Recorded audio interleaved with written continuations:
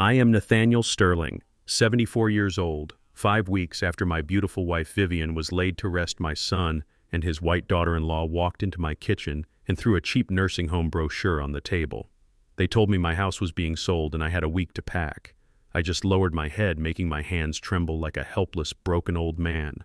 What they did not know was that resting heavily against my chest, right inside my shirt pocket, was a brass key and a trust deed to an $8 million beachfront mansion in Malibu. My wife had left me a fortune they knew nothing about, and they were about to walk right into a trap they could never escape. Before I continue this story, let me know what city or state you are watching from in the comments below. Hit like and subscribe if you believe that greed always comes with a devastating price tag. It had been exactly 35 days since we buried Vivian. 35 days of an empty house, quiet mornings, and the lingering scent of her lavender perfume in the hallways. We had bought this house in Los Angeles 40 years ago. I worked double shifts managing logistics at a freight company, and Vivian worked as an underpaid accountant. We built our lives within these walls. We raised our only son, Derek, right here. I was standing at the sink, slowly washing the morning coffee mugs, when the front door swung open without a knock. Derek walked in, followed closely by his wife, Khloe. Khloe was a woman who always looked like she was evaluating the price of everything she looked at. She wore a pristine white blazer and held a designer handbag that probably cost more than my first car. Derek looked away, avoiding my eyes entirely. That was his usual tactic when he was about to do something cowardly. Khloe marched straight into the kitchen. She did not ask how I was doing. She did not offer a hug. Instead, she slapped a glossy, brightly colored brochure right onto the wooden dining table. Nathaniel, she began, using my first name with that crisp, authoritative tone she reserved for customer service workers. We need to talk about reality. Derek and I have made a decision. I turned off the faucet and dried my hands on a dish towel. I looked at the brochure. Sunset Pines Care Center. I recognized the name.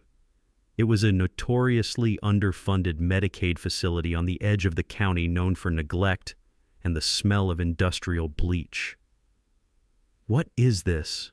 I asked, keeping my voice deliberately soft, letting a slight quaver enter my tone.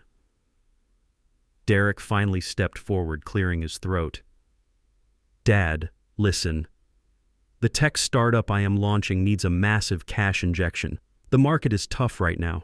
We have equity tied up in this house. Next week, a real estate agent is coming to take staging photos. We are selling the property." I stared at the boy I had raised. The boy I had spent my weekends coaching in baseball, the boy whose college tuition I had drained my retirement to pay for. He could not even look me in the eye while he announced he was making me homeless. Khloe crossed her arms. "Be reasonable, Nathaniel. This house is entirely too big for a grieving man with failing memory. You left the porch light on twice last week. It is a safety hazard. We have generously arranged 2 options for you. You can move into Sunset Pines, which handles Medicare patients, or we can clear out a space in our unfinished basement. But honestly, a professional facility is best for someone in your declining mental state." Declining mental state. I let those words echo in my mind. They were already laying the groundwork to declare me incompetent. They wanted my home, my equity, and they wanted me out of the way. My hands began to shake. Not from fear, but from the sheer effort it took to contain the volcanic rage erupting in my chest. I slumped my shoulders, staring at the floor, playing the exact role they expected to see. A defeated, terrified old man. "I understand," I whispered weakly. "I suppose you are right. The house is too big for me now." Khloe smiled. It was a cold, triumphant smirk. "I am glad you are finally being practical. It makes things so much easier when you do not put up a fight." She had no idea. She had absolutely no idea that just 3 hours earlier, I was sitting in the mahogany-paneled office of Evelyn Vance, one of the most ruthless and expensive estate lawyers in California. Vivian had always been brilliant with numbers. 20 years ago, long before her illness took her from me, she had quietly invested a small inheritance from her sister into an obscure tech company. She never told Derek. She knew our son had a fatal flaw. He was arrogant, entitled, and reckless with money. She knew that if he ever found out about the wealth, he would squander it and leave us with nothing. So Vivian let the money grow in a blind trust. By the time she passed away, those early investments had compounded into a staggering $8 million. And with that money, she had secretly purchased a sprawling private beachfront mansion in Malibu, completely under a corporate shell name. Evelyn had handed me the documents and the brass key that very morning. "Vivian left a letter for you, Nate," the lawyer had said. "She wrote that the Malibu house is your fortress. She suspected Derek and Khloe would try to take your current home once she was gone. She wanted you to have the ultimate high ground." The heavy brass key was currently sitting in the left breast pocket of my flannel shirt, pressing against my heart like a shield. I could feel its weight while Khloe lectured me about packing my bags.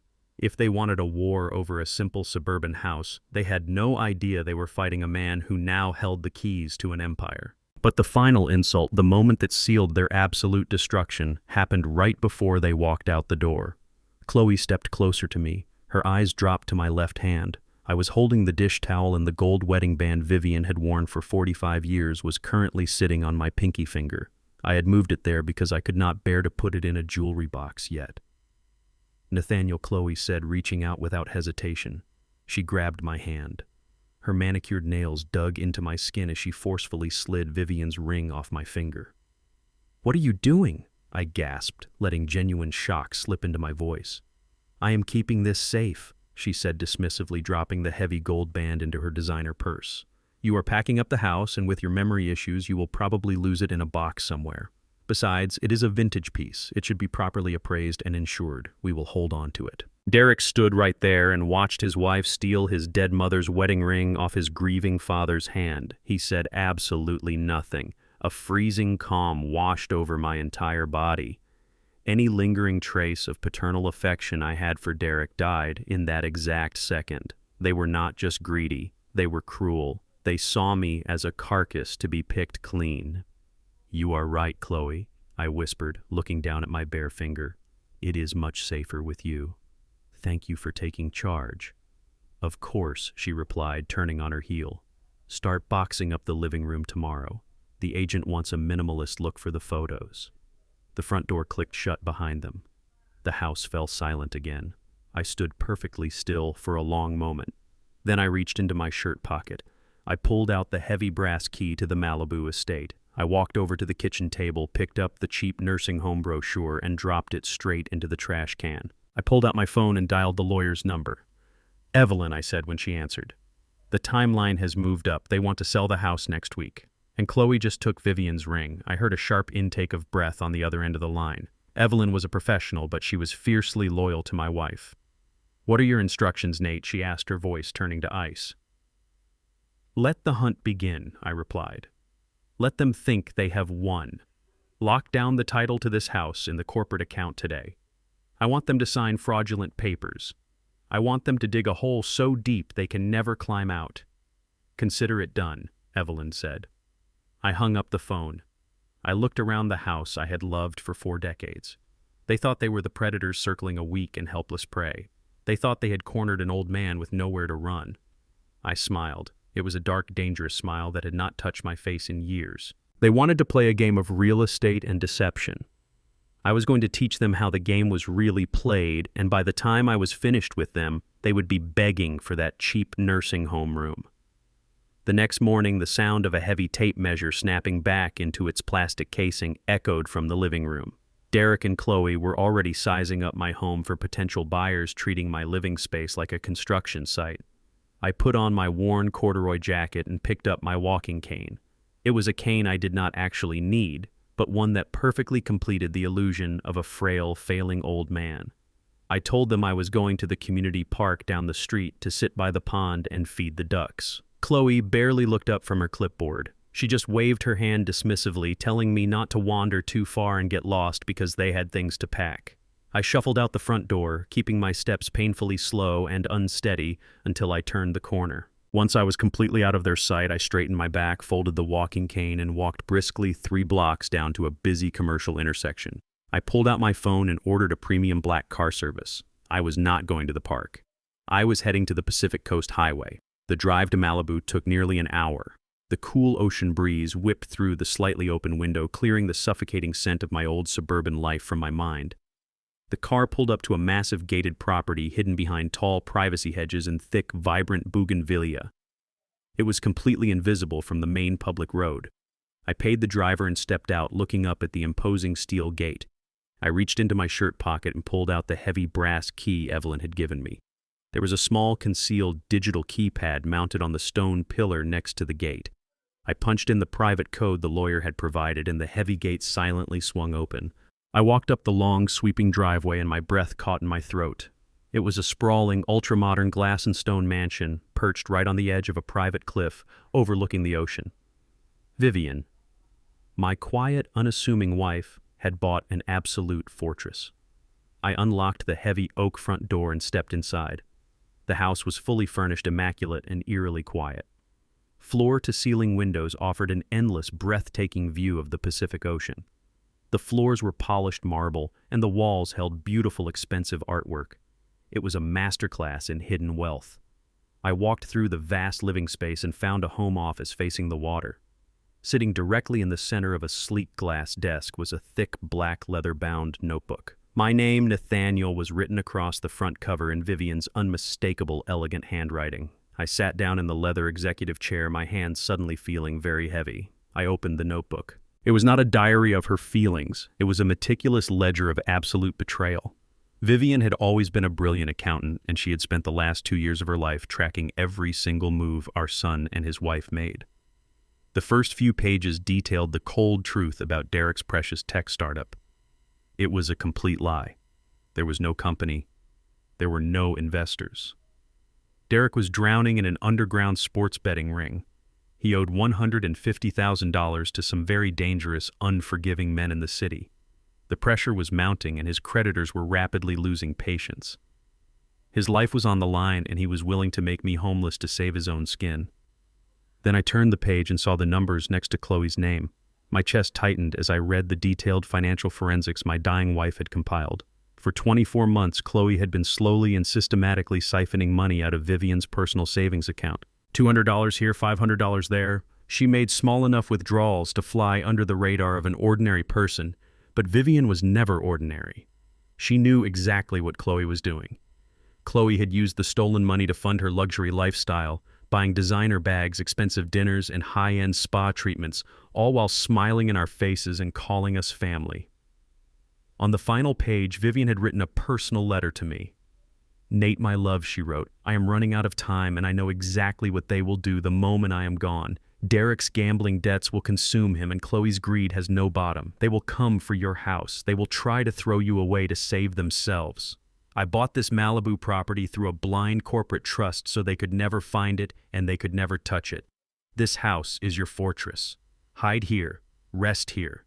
And when they come for you, use the power I have left you. Do not let them destroy what we built with our sweat and blood. Punish them, Nate." I closed the notebook. The quiet sound of the ocean waves crashing against the rocks below filled the room. I felt a single tear slide down my cheek, not out of sorrow, but out of profound awe for the woman I had married. Even as her body was failing her, she had spent her final days building an impenetrable shield to protect me from our own flesh and blood. They thought I was alone. They thought I was an easy target, a grieving widower ready to be sent to a state-funded facility. But Vivian had handed me the sword and the shield. Derek and Khloe were not just disrespectful children. They were desperate criminals cornered by their own terrible choices. They needed the equity from my house to save Derek from the men he owed and to fund Khloe's shallow delusions of grandeur. I stood up from the desk, walking toward the massive glass window to look out at the water. I needed to plan my next move carefully. Evelyn was already locking down the title of my old house under a new corporate shell, but I needed to know exactly how far Derek and Khloe were willing to go. I needed to watch them cross the point of no return. Right at that moment, the sharp chime of my cell phone broke the silence of the room. I pulled it out of my pocket. It was an automated text message from my bank, a high-priority fraud alert. The message read that a withdrawal of $5,000 had just been processed from my personal pension account. I stared at the glowing screen, letting the reality wash over me. $5,000. That was nearly all the liquid cash I had left in that specific account. My mind raced back to the morning.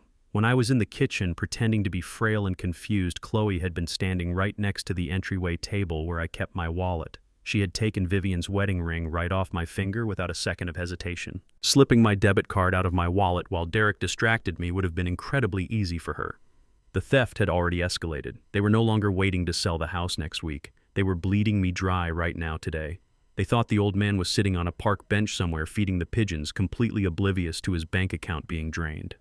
They thought they had secured their first victory of the day. I gripped the phone tightly. I could have called the bank right then and reported the fraud. I could have shut down the card, reversed the charges, and stopped the transaction in its tracks. But I did not dial the number. You do not catch a rat by taking away the cheese. You catch a rat by letting it walk entirely into the steel trap. I wanted them to spend that money. I wanted them to commit grand larceny. Every dollar they stole was another nail in their coffin, another heavy felony charge I could drop on their heads when the time was right. I slipped the phone back into my pocket and picked up Vivian's black notebook. The rules of engagement had just changed. They had drawn first blood, but I was going to drain them completely. I turned around and walked out of the beautiful Malibu mansion, making sure to lock the heavy doors behind me. It was time to go back to the suburbs. It was time to play the role of the confused, helpless father who had just misplaced his debit card. They wanted a victim to prey on. I was going to give them one right up until the exact moment I destroyed their entire world. The ride back from Malibu to the suburbs took longer due to the afternoon traffic, giving me plenty of time to compose myself. I had to transition from the man who owned an $8 million coastal fortress back into the feeble, forgetful 74-year-old father they thought I was. I shuffled up my driveway, making sure to drag my left foot slightly, just in case the neighbors were watching. I unlocked the front door and stepped into the foyer. The house was quiet, but it was not empty. I could hear the faint, frantic sound of metal clinking against metal coming from the second floor. It was coming from the master bedroom. I did not call out. I did not announce my return. I placed my cane on the floor and climbed the carpeted stairs with a silent, deliberate grace I had not used since my younger days in the military. When I reached the doorway of the bedroom I had shared with Vivian for 4 decades, my blood turned to absolute ice. Khloe was kneeling on the floor inside my walk-in closet. She had pulled back the false paneling behind the shoe rack and successfully cracked the combination to Vivian's old wall safe. She did not know the combination because she was clever. She knew it because Derek had probably watched me open it years ago and betrayed that trust to his wife. Khloe was hastily throwing velvet jewelry boxes onto the floor. She snapped them open, tossing aside anything that looked like costume jewelry, and aggressively shoving the real gold and diamonds directly into her oversized designer handbag. She grabbed my wife's diamond anniversary tennis bracelet. She took the emerald necklace I had bought for our 30th anniversary. Then her hands landed on a thick, cream-colored envelope, the original property deed to the house. She smiled a nasty, greedy little smile and shoved the document into her bag right next to the stolen jewelry. I took a deep breath, dropped my shoulders, and let my hands start to tremble. I stepped heavily onto a creaky floorboard. Khloe froze. She whipped her head around, her eyes wide with the sudden panic of a thief caught in the act. For a fraction of a second, I saw pure terror in her face. But the moment she registered, it was just me. Just the broken old man with the supposed failing memory. Her panic instantly vanished. It was replaced by a look of sheer, unadulterated annoyance. "Khloe," I said, letting my voice crack and waver, "what are you doing in the closet?" "Those are Vivian's things." She stood up, brushing the dust off her pristine white slacks. She did not even have the decency to look ashamed. Her handbag was visibly bulging with my wife's stolen valuables. "I am helping you organize, Nathaniel," she said, her tone dripping with toxic condescension. "You are moving to the care facility next week, remember? We cannot leave important documents lying around. I was looking for Vivian's official death certificate. The government needs it for the estate taxes, and Derek asked me to handle it since you are so overwhelmed." I stared at her. The death certificate was filed in a completely different filing cabinet downstairs, a fact she would have known if she was actually looking for it. She had just robbed my dead wife's safe and was standing in my bedroom, lying straight to my face. "Did you find it?" I asked, keeping my eyes wide and confused. "No," she sighed dramatically, rolling her eyes as if my presence was a massive inconvenience. "It is not in here. You probably misplaced it. I will tell Derek to order a new copy from the county." "Honestly, Nathaniel, this is exactly why you need to be in a facility. You cannot even keep track of legal documents." She walked right past me, her heavy bag clinking with stolen gold, and marched down the stairs without a single ounce of remorse. I stood in the empty closet for a long time. The anger inside me was no longer a burning fire. It had turned into something completely cold and precise. They were no longer just planning to sell the house out from under me. They were actively stripping my home of every valuable asset while I was still standing in it, but I did not chase after her. Confronting her now would just result in a screaming match, and she would simply lie and say she was keeping the jewelry safe, just like she did with the wedding ring. I did not need an argument. I needed undeniable, irrefutable proof. I needed them to put their own heads in the noose. I walked over to the bookshelf in the corner of the room. Sitting on the top shelf was a stuffed brown teddy bear. I had won that bear for Vivian at a county fair 40 years ago. It was old and worn, but she had always kept it looking over the room. I reached into my pocket and pulled out a tiny high-definition spy camera I had ordered off Amazon 3 days ago, shipped to a secure locker in town. It was the size of a coin, completely wireless and connected directly to a secure cloud server on my phone. I carefully made a small incision right at the base of the bear's throat, slipped the camera inside, and positioned the tiny lens so it had a perfect, unobstructed, wide-angle view of the entire bedroom, including the safe and the doorway. I fluffed the fur around it so the lens was completely invisible. The silent witness was now in place. I spent the rest of the afternoon packing boxes in the living room, playing the obedient, defeated father. Derek came home around 6 o'clock. He looked sweaty, agitated, and his eyes were bloodshot. He barely grunted a hello to me before storming upstairs. Khloe followed closely behind him. I waited until the house was quiet. I went down to the basement pretending I was sorting through old tools. I sat on a wooden crate in the dark, pulled out my smartphone, and opened the camera application. The live feed from the bedroom loaded instantly. The picture was crystal clear, capturing the night vision view of the master bedroom. Derek was pacing back and forth across the carpet like a caged animal. Khloe was sitting on the edge of the bed, her arms crossed. $5,000 is nothing, Derek hissed, running his hands over his face. I owe these guys $150,000. They are threatening to break my legs, Khloe. They know where we live. They know where my daughter sleeps. Do you understand what kind of men I am dealing with? Khloe stood up, her voice sharp and irritated. I took everything I could from his pension account this morning. I cleared out the jewelry from the safe. We can pawn the diamonds tomorrow in the city. That should buy us another week, but it is not enough to clear the debt. Derek grabbed a pillow and threw it violently against the wall. We need the money from this house. We cannot wait for him to pack up. We cannot wait for the nursing home paperwork to process. The real estate market takes 30 days to close. I do not have 30 days. Khloe stepped closer to him and lowered her voice, but the microphone inside the bear picked up every single chilling word. Then, we bypass the waiting period, she said coldly. I have already been talking to a private cash investor. A guy who buys properties under the table, no inspections, no waiting periods. He will give us $600,000 cash by next Friday. Derek froze. We cannot legally sell the house without my father signing the title transfer, and he is too stubborn. He will want to read everything. Khloe reached into her designer bag and pulled out a stack of legal papers. Then he does not sign it, she whispered. We do.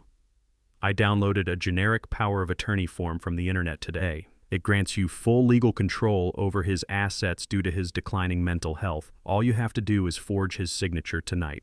We get it notarized by that guy I know downtown tomorrow morning. We hand the house over to the cash buyer on Friday, take the money, pay off your gambling debt, and dump Nathaniel at the nursing home before the weekend is over. He is too confused to understand what happened anyway. Derek stared at the forged papers in her hand. He took a deep, shaky breath, and then he nodded. Give me a pen, my son said. I watched the entire exchange on my phone screen in the cold, dark basement. They were crossing the ultimate line. They were committing federal wire fraud, real estate fraud, and elder abuse, all in one stroke of a pen. I smiled in the darkness. They thought they were selling a house to save their lives. They had no idea I had already scheduled a meeting with Evelyn to transfer the deed of this very house into an anonymous corporate LLC. Derek was about to sell a house he did not own with a forged signature that would guarantee him a minimum of 10 years in a federal penitentiary. The trap was set. The heavy rain battered the kitchen windows the next morning, matching the dark and stormy mood that had settled deep inside my bones. I was sitting at the wooden table drinking a cup of black coffee, going over the mental checklist of my plan. Evelyn had already initiated the transfer of the house into the corporate shell. Derek and Khloe were currently at work, or at least Derek was pretending to be at work while scrambling to finalize his fraudulent real estate deal. I was supposed to be packing my belongings into cardboard boxes, preparing for my miserable new life at the Sunset Pines facility. Instead, I was quietly waiting for the perfect moment to pull the ground out from under them.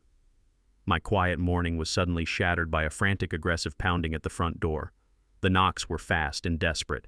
I stood up, leaning heavily on my cane just in case it was Khloe returning unexpectedly, and shuffled toward the entryway. When I opened the door, the cold wind swept into the foyer, bringing with it my 19-year-old granddaughter, Maya. She was completely drenched from the rain. She wore no jacket, just a thin university sweatshirt, and her face was red and swollen from heavy crying. She looked absolutely terrified, shaking uncontrollably as she stepped over the threshold. "Maya," I said, dropping the frail act for a fraction of a second to reach out and pull her into a warm hug. "Sweetheart, what is wrong? Why are you not in class?" She collapsed against my chest, sobbing so hard she could barely catch her breath. I guided her into the kitchen, pulled out a chair, and wrapped a warm blanket around her trembling shoulders. I made her a cup of sweet tea the way Vivian used to make it for her when she was a little girl, and sat down across from her. I waited patiently until her breathing slowed down. "Grandpa," she finally whispered, her voice cracking with pure devastation. "I have been kicked out of school. They canceled my enrollment." I frowned, leaning forward. "Kicked out? Maya, you have a perfect grade point average. You are on the dean's list at UCLA. What do you mean they canceled your enrollment?" She wiped her eyes with the back of her sleeve. "I went to the registrar office this morning to pick up my schedule for my sophomore year. The clerk told me my account was locked due to severe non-payment. They said my tuition for the upcoming semester was never paid and my housing contract was voided." I was so confused. I told them my dad manages my college trust fund. I went out to the hallway and I called the bank. She paused, taking a shaky breath, looking down at her hands. "The bank teller told me the account was completely empty, Grandpa. The $75,000 you and Grandma Vivian saved up for me since the day I was born. It is all gone. The account was drained down to zero over the last 6 months. My dad was the legal custodian until I turned 21, and he took every single penny." A cold, heavy silence filled the kitchen. The air in the room felt like it had been sucked out. My chest tightened so painfully I thought my heart might actually stop. Vivian and I had sacrificed for that fund. We skipped vacations, we drove old cars, and we clipped coupons for years just to ensure our only granddaughter would step into the world without the crushing weight of student debt. We built that fund with love and sweat, and Derek had stolen it. He had stolen his own daughter's future to pay off his underground gambling debts. "Did you talk to your parents?" I asked, my voice dropping an octave, becoming a low, dangerous rumble. Maya nodded, tears spilling down her cheeks again. I drove straight to their house. I confronted my dad. He could not even look at me. He mumbled some pathetic excuse about the economy being tough and needing the cash to keep his startup afloat. He told me he would pay me back next year. But Grandpa, while he was making excuses, I looked out the window and saw Khloe pulling into the driveway in a brand new, fully loaded white Tesla. My jaw clenched so hard my teeth ached. I asked Khloe about the car. Maya continued, her voice trembling with anger and heartbreak. I asked her how they could afford a luxury car while my tuition bounced. Khloe just rolled her eyes at me. She told me to grow up and stop acting like an entitled brat. She said family comes first and that I need to learn the value of hard work. She told me to get a job as a waitress and pay my own way through community college. I sat back in my chair. I closed my eyes and took a long, deep breath. Until this very moment, I had been treating this situation like a calculated chess match. I knew Derek and Khloe were greedy. I knew they were planning to steal my house. I knew they were perfectly fine with locking me away in a miserable nursing home. I could handle their disrespect toward me. I was an old soldier and I had thick skin. I was perfectly content to play their game, let them commit their frauds, and then drop the legal hammer on them to teach them a lesson. But touching Maya was different. Maya was innocent. Maya was Vivian's pride and joy. Stealing a child's future to fund a gambling addiction and buy a luxury electric vehicle was not just greed. It was pure, irredeemable evil. The line had not just been crossed, it had been obliterated. The death warrant on their comfortable, privileged lives was officially sealed. The game of teaching them a lesson was over. Now it was about absolute annihilation. I opened my eyes. I did not slouch. I did not let my hands tremble. I sat up perfectly straight, my shoulders broad and squared. I looked at my granddaughter not as a frail old man, but as the patriarch of the Sterling family. "Maya," I said, my voice sharp, clear, and commanding. Stop crying. She looked up, startled by the sudden shift in my tone. The confused, shuffling grandfather she was used to seeing over the past few weeks had completely vanished. You listen to me very carefully, I continued, reaching across the table and taking her hands in mine.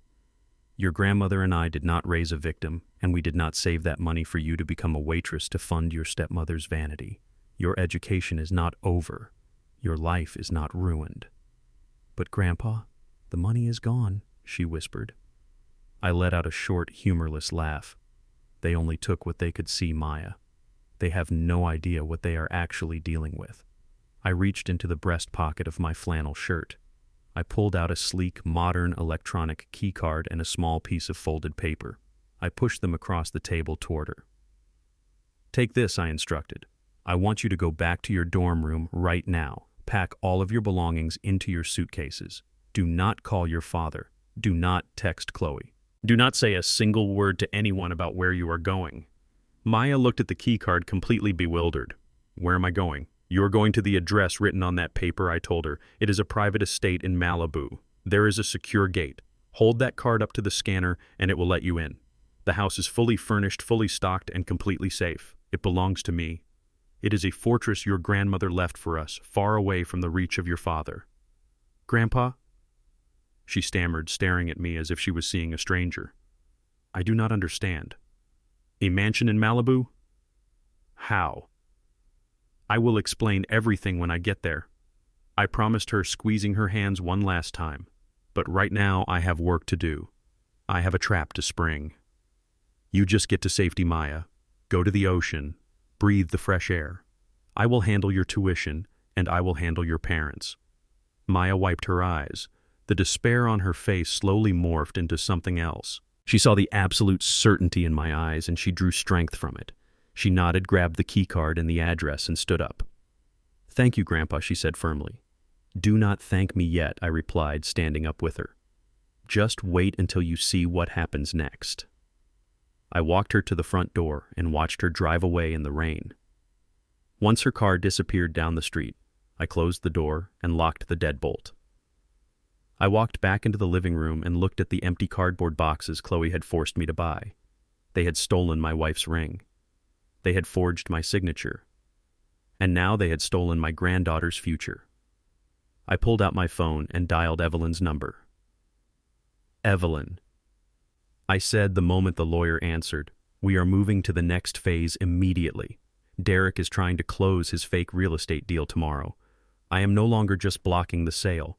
I want federal charges on the table. I want them destroyed. I could hear the smile in the lawyer's voice. I have the corporate documents finalized, Nate. The trap is completely operational. Good, I replied, my voice as cold as the rain outside. Let the slaughter begin. The man standing in my living room was not a real doctor. I had lived 74 years on this earth, and I knew what a medical professional looked like. This man smelled of stale cigarettes and cheap cologne. His suit was wrinkled, and his eyes darted around my home like a petty thief scoping out valuables. Derek had brought him in through the back door, introducing him as a specialist who just wanted to ask me a few simple questions. I sat in my favorite armchair, letting my shoulders slump and my jaw go slightly slack. I stared blankly at the wall, playing the role of the vacant, declining old man they desperately needed me to be. The fake doctor sat across from me, clicking a cheap plastic pen. He did not check my pulse. He did not look at my pupils. He simply asked me what year it was, who the president was, and what I had eaten for breakfast. I gave him the wrong answers for all three. I mumbled something about it being 1998 and stared at my shoes. That was all it took. The man nodded sympathetically, stood up, and pulled Derek into the hallway. I kept my eyes fixed on the floor, but my ears caught every single word. It is advanced cognitive decline, the man whispered to my son. He is completely detached from reality. I have the medical certificate right here. It states he is mentally incompetent and requires immediate full-time care. This gives you the medical backing you need for the power of attorney. Thank you, Derek replied. His voice was breathless, vibrating with greedy excitement. I heard the unmistakable rustle of $100 bills being counted out and handed over. Derek was paying a black market fraudster in cash to declare his own father legally insane. The front door clicked shut as the fake doctor left. Derek walked back into the living room, a triumphant smile plastered across his face. Khloe followed right behind him, carrying a small paper cup and a glass of water. "Time for your vitamins, Nathaniel," she said. Her voice was dripping with that fake, sugary sweetness people use when speaking to toddlers or stray animals. I looked down at the paper cup. Inside were 2 heavy, unmarked blue pills. They were not vitamins. I had taken daily vitamins for 20 years. These were heavy sedatives, likely something they bought off the same black market as their fake doctor. They wanted to drug me into compliance, ensuring I would not put up a fight when they shoved me into a car and drove me to the Medicaid facility. "Take them," Nathaniel Khloe urged, stepping closer. The sweet tone vanished, replaced by a cold, sharp edge. "Swallow them now." I reached out with a trembling hand and took the cup. I placed the pills into my mouth, but with a quick, practiced movement of my tongue, I slid both of the heavy blue capsules deep into the pocket of my cheek. I took a large gulp of water, tilted my head back, and swallowed hard, making sure they saw my throat move. I opened my mouth slightly to show it was empty, concealing the pills perfectly behind my lower teeth. "Good boy," Khloe sneered. She took the glass from my hand. "Now just sit back and rest. You are going to feel very sleepy soon." I leaned my head back against the armchair and closed my eyes. Within 5 minutes, I forced my breathing to become slow and heavy. I let my arms hang limply off the sides of the chair. "He is out," Khloe whispered from across the room. "That dosage could knock out a horse. He will be unconscious until tomorrow morning." "Perfect," Derek replied. "I have the medical certificate and the forged power of attorney is signed and ready. The cash buyer wants to meet us for lunch to finalize the terms. We sign the closing documents at the title company tomorrow morning. Let us go celebrate." I listened to their footsteps tapping against the hardwood floor. The front door opened and closed. The deadbolt clicked. I waited 2 full minutes, counting the seconds in my head just to be absolutely certain they were gone. Then I opened my eyes. I sat up straight, walked briskly to the downstairs bathroom, and spat the 2 blue pills directly into the toilet. I flushed the water and watched the poison swirl down the drain. I washed my face with freezing cold water, looking at my reflection in the mirror. There was no confused old man staring back at me. There was only a father preparing to execute his own son. I grabbed my coat and walked out the door. I did not take a cab from my street. I walked 5 blocks down to the commercial plaza to ensure no neighbors saw me moving with purpose. I ordered a private car and headed straight to the financial district in downtown Los Angeles. Evelyn Vance was waiting for me in her high-floor corner office. She did not offer me a warm greeting or meaningless pity. She offered me ammunition. I sat down in the leather chair across from her massive mahogany desk, and she immediately pushed a thick, neatly organized stack of legal documents toward me. "The trap is ready, Nate," Evelyn said, her sharp eyes locking onto mine. "But before you sign this, I need you to fully understand the chain reaction you are about to trigger. There is no going back once the ink is dry. Explain it to me," I commanded. I wanted to hear exactly how the hammer was going to fall. Evelyn tapped her pen against the top document. "Right now, this suburban house is owned by Nathaniel Sterling, the individual. Derek has forged a personal power of attorney, claiming he has the right to sell your personal property due to your medical incompetence. If he sells the house today, it is a state-level crime of forgery and elder abuse. It is bad, but it is local. It is—" She slid a new document over the top. It was an article of incorporation, but she continued, "You are about to sign this deed transfer. You are transferring the total ownership of your suburban house into a corporate shell company called Sterling Holdings Limited Liability Company. I set this company up for Vivian years ago. You are the sole corporate director." I picked up the pen, feeling the weight of the metal in my fingers. "What does that change?" I asked. "It changes the entire jurisdiction of the crime." Evelyn smiled, a shark smelling blood in the water. "Once you sign this, the house is no longer personal property. It is a corporate asset. A personal power of attorney, even a legitimate one, gives Derek zero legal authority to sell a corporate asset. When he walks into that title company tomorrow and uses a forged personal document to sell a commercially held property, he is committing commercial real estate fraud." Evelyn leaned forward, lowering her voice. "And because the cash buyer he found is using an electronic wire transfer to send the funds across state banking lines the second that money hits Derek's account, it becomes federal wire fraud. He is no longer dealing with local police. He is dealing with the Federal Bureau of Investigation. The minimum mandatory sentence for this combination of federal crimes is 10 years in a federal penitentiary. I stared at the paperwork. 10 years. My own son would lose a decade of his life behind bars. He would be a convicted federal felon. A small, lingering piece of a father's conscience whispered in the back of my mind, asking if this was too harsh. But then I remembered Maya. I remembered my granddaughter standing in my kitchen completely shattered because her own father had robbed her college trust fund to pay for his degenerate gambling habits. I remembered Khloe stealing the wedding ring off my finger. I remembered the blue pills they tried to force down my throat. They had chosen their path. I was simply paving it with concrete. I pressed the tip of the pen against the signature line and signed my name. My hand did not tremble. My signature was bold, sharp, and final. "It is done," I said, sliding the executed deed transfer back across the desk. "The house now belongs to the corporation." Evelyn took the papers and stamped them with her official notary seal. "I will file this electronically with the county clerk right now," she said. "It will be officially recorded in the state database within the hour. By the time Derek sits down at the closing table tomorrow morning, the property will be untouchable. He will be selling thin air." I stood up from the chair. The suburban house was gone. The old life was gone. The trap was completely armed and waiting for them to step on the trigger. "What is your next move?" Evelyn asked as she escorted me to the office door. I buttoned my coat and looked out the window at the sprawling city skyline.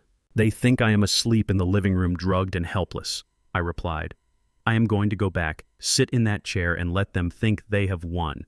I want them to feel the absolute peak of victory tomorrow morning, because the higher they climb, the harder they are going to hit the ground."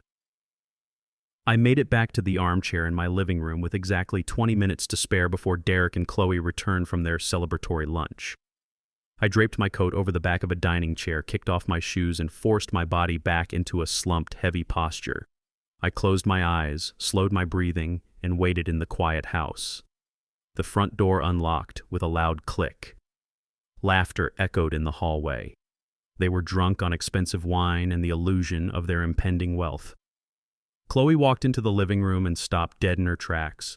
I let out a low groan, shifting my weight, half opening my eyes to look at her with a bleary, confused stare. I mumbled something incoherent about the time and asked for a glass of water. Khloe did not look pleased. The heavy blue pills she had forced on me were supposed to keep me completely unconscious until the following morning. The fact that I was stirring, looking around, and speaking deeply irritated her. She shot a sharp, venomous glare at Derek. I heard them whispering aggressively as they walked into the kitchen. Khloe complained that my tolerance was too high or my metabolism was too stubborn. She told Derek that she needed me completely docile for the next few days because the shady cash buyer might need to walk through the property one last time. She could not risk me having a lucid moment speaking to the buyer and ruining the sale. I sat in my chair listening to the woman who married my son discuss how to chemically restrain me. I felt no sorrow anymore. The betrayal had burned away all my grief, leaving behind nothing but a cold, calculated drive for absolute destruction. The very next evening, Khloe offered to make dinner. This was an incredibly rare occurrence. In the 5 years she had been married to Derek, she had cooked in my home exactly 0 times. She walked into the living room carrying a steaming ceramic bowl of chicken and vegetable soup on a wooden tray. She placed it on my lap with a tight, artificial smile. She told me she made it specially for me to help me regain my strength. The smell of the broth was heavy and savory, but beneath the aroma of garlic and herbs there was a faint, bitter chemical scent. I knew instantly what she had done. She had escalated her tactics. If 2 heavy pills could not keep the old man down, she was going to flood his system with something much stronger. I gave her a weak, grateful smile. I told her my hands were shaking too much from the cold and asked if she could be a dear and fetch my thicker wool blanket from the upstairs linen closet. She rolled her eyes, let out an annoyed sigh, and turned her back to walk up the stairs. The moment her footsteps disappeared onto the 2nd floor, I moved with lightning speed. I was not an invalid. I was sharp, fast, and entirely focused. I pulled a small, sterile plastic sample container from my jacket pocket. I had purchased it from a pharmacy earlier that week. I unscrewed the cap, poured a generous sample of the tainted broth into the container, sealed it tight, and slipped it deep into my inner pocket. I then grabbed the heavy ceramic bowl, walked quickly to the kitchen sink, and poured the rest of the poisoned soup straight down the drain. I left a small spoonful at the bottom of the bowl and returned to my armchair, letting the spoon clatter noisily against the ceramic, just as Khloe walked back down the stairs. I let my head fall back against the chair, letting my mouth hang open slightly. I slowed my breathing until it was deep and rhythmic. Khloe tossed the wool blanket over my legs and picked up the nearly empty bowl. I felt her lean in close to my face, inspecting my eyes to ensure I was truly out. "Sleep tight, old man," she whispered coldly. The next morning, under the guise of taking a slow, confused walk around the neighborhood block, I slipped out the side gate of the yard. I walked 3 streets over, out of sight of my house, and called a private car. I took it straight to an independent high-end toxicology laboratory downtown that Evelyn had securely arranged for me. I paid cash under a pseudonym for an expedited rapid analysis of the soup sample. I sat in the sterile, bright white waiting room for 2 hours. I drank terrible machine coffee and watched the clock tick on the wall. When the lead technician finally walked out and handed me the printed laboratory report, my blood ran absolutely cold. The soup was laced with a massive, highly illegal dose of a veterinary-grade tranquilizer. It was an animal sedative bought off the black market. The technician told me that given my age and weight, if I had actually consumed that entire bowl of soup, my respiratory system would have been severely compromised. My heart could have simply stopped beating in the middle of the night. It would have looked like a natural death. A tragic passing of an old man in his sleep. It was no longer just a case of elder abuse. It was no longer just real estate fraud. My daughter-in-law had actively engaged in attempted murder, and my son was entirely complicit. I walked out of the laboratory, the crisp air hitting my face. I took a clear, highly focused photograph of the lab report and sent it straight to Evelyn via a secure, encrypted messaging application. I typed a simple, direct text message to my lawyer. Add chemical restraint and attempted murder to the list of charges. Keep this quiet until the trap snaps shut. Evelyn replied less than a minute later. Her message was equally cold. The federal prosecutor is going to have an absolute field day with this evidence. Keep playing the victim, Nate. Let them dig the grave deeper. I returned home a few hours later. I shuffled through the front door, leaning heavily on my cane. I found Derek pacing the living room floor. He was practically vibrating with a nervous, greedy energy. He was talking rapidly on his cell phone, confirming bank routing numbers and legal names. When he hung up the phone, he turned to look at Khloe, who was sitting on the sofa scrolling through luxury vacation destinations on her tablet. Derek had wild, triumphant eyes. He did not even care that I was standing right there in the room, pretending to stare blankly at the wall. He thought my brain was rotting away. He thought the heavy sedatives had turned me into a mindless ghost haunting my own living room. "I got it," Derek announced, his voice cracking with sheer excitement.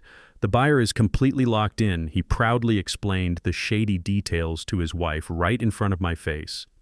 The private cash investor was buying the house for 30% below the actual market value. It was a terrible real estate deal on paper, but Derek did not care. In exchange for the massive discount, the investor was giving Derek a massive kickback in untraceable cash. It was enough dirty money to pay off the dangerous men he owed in the underground gambling ring, and enough left over to fund Khloe's delusions of grandeur. They had bypassed all the normal legal checks and balances. They were using the forged power of attorney.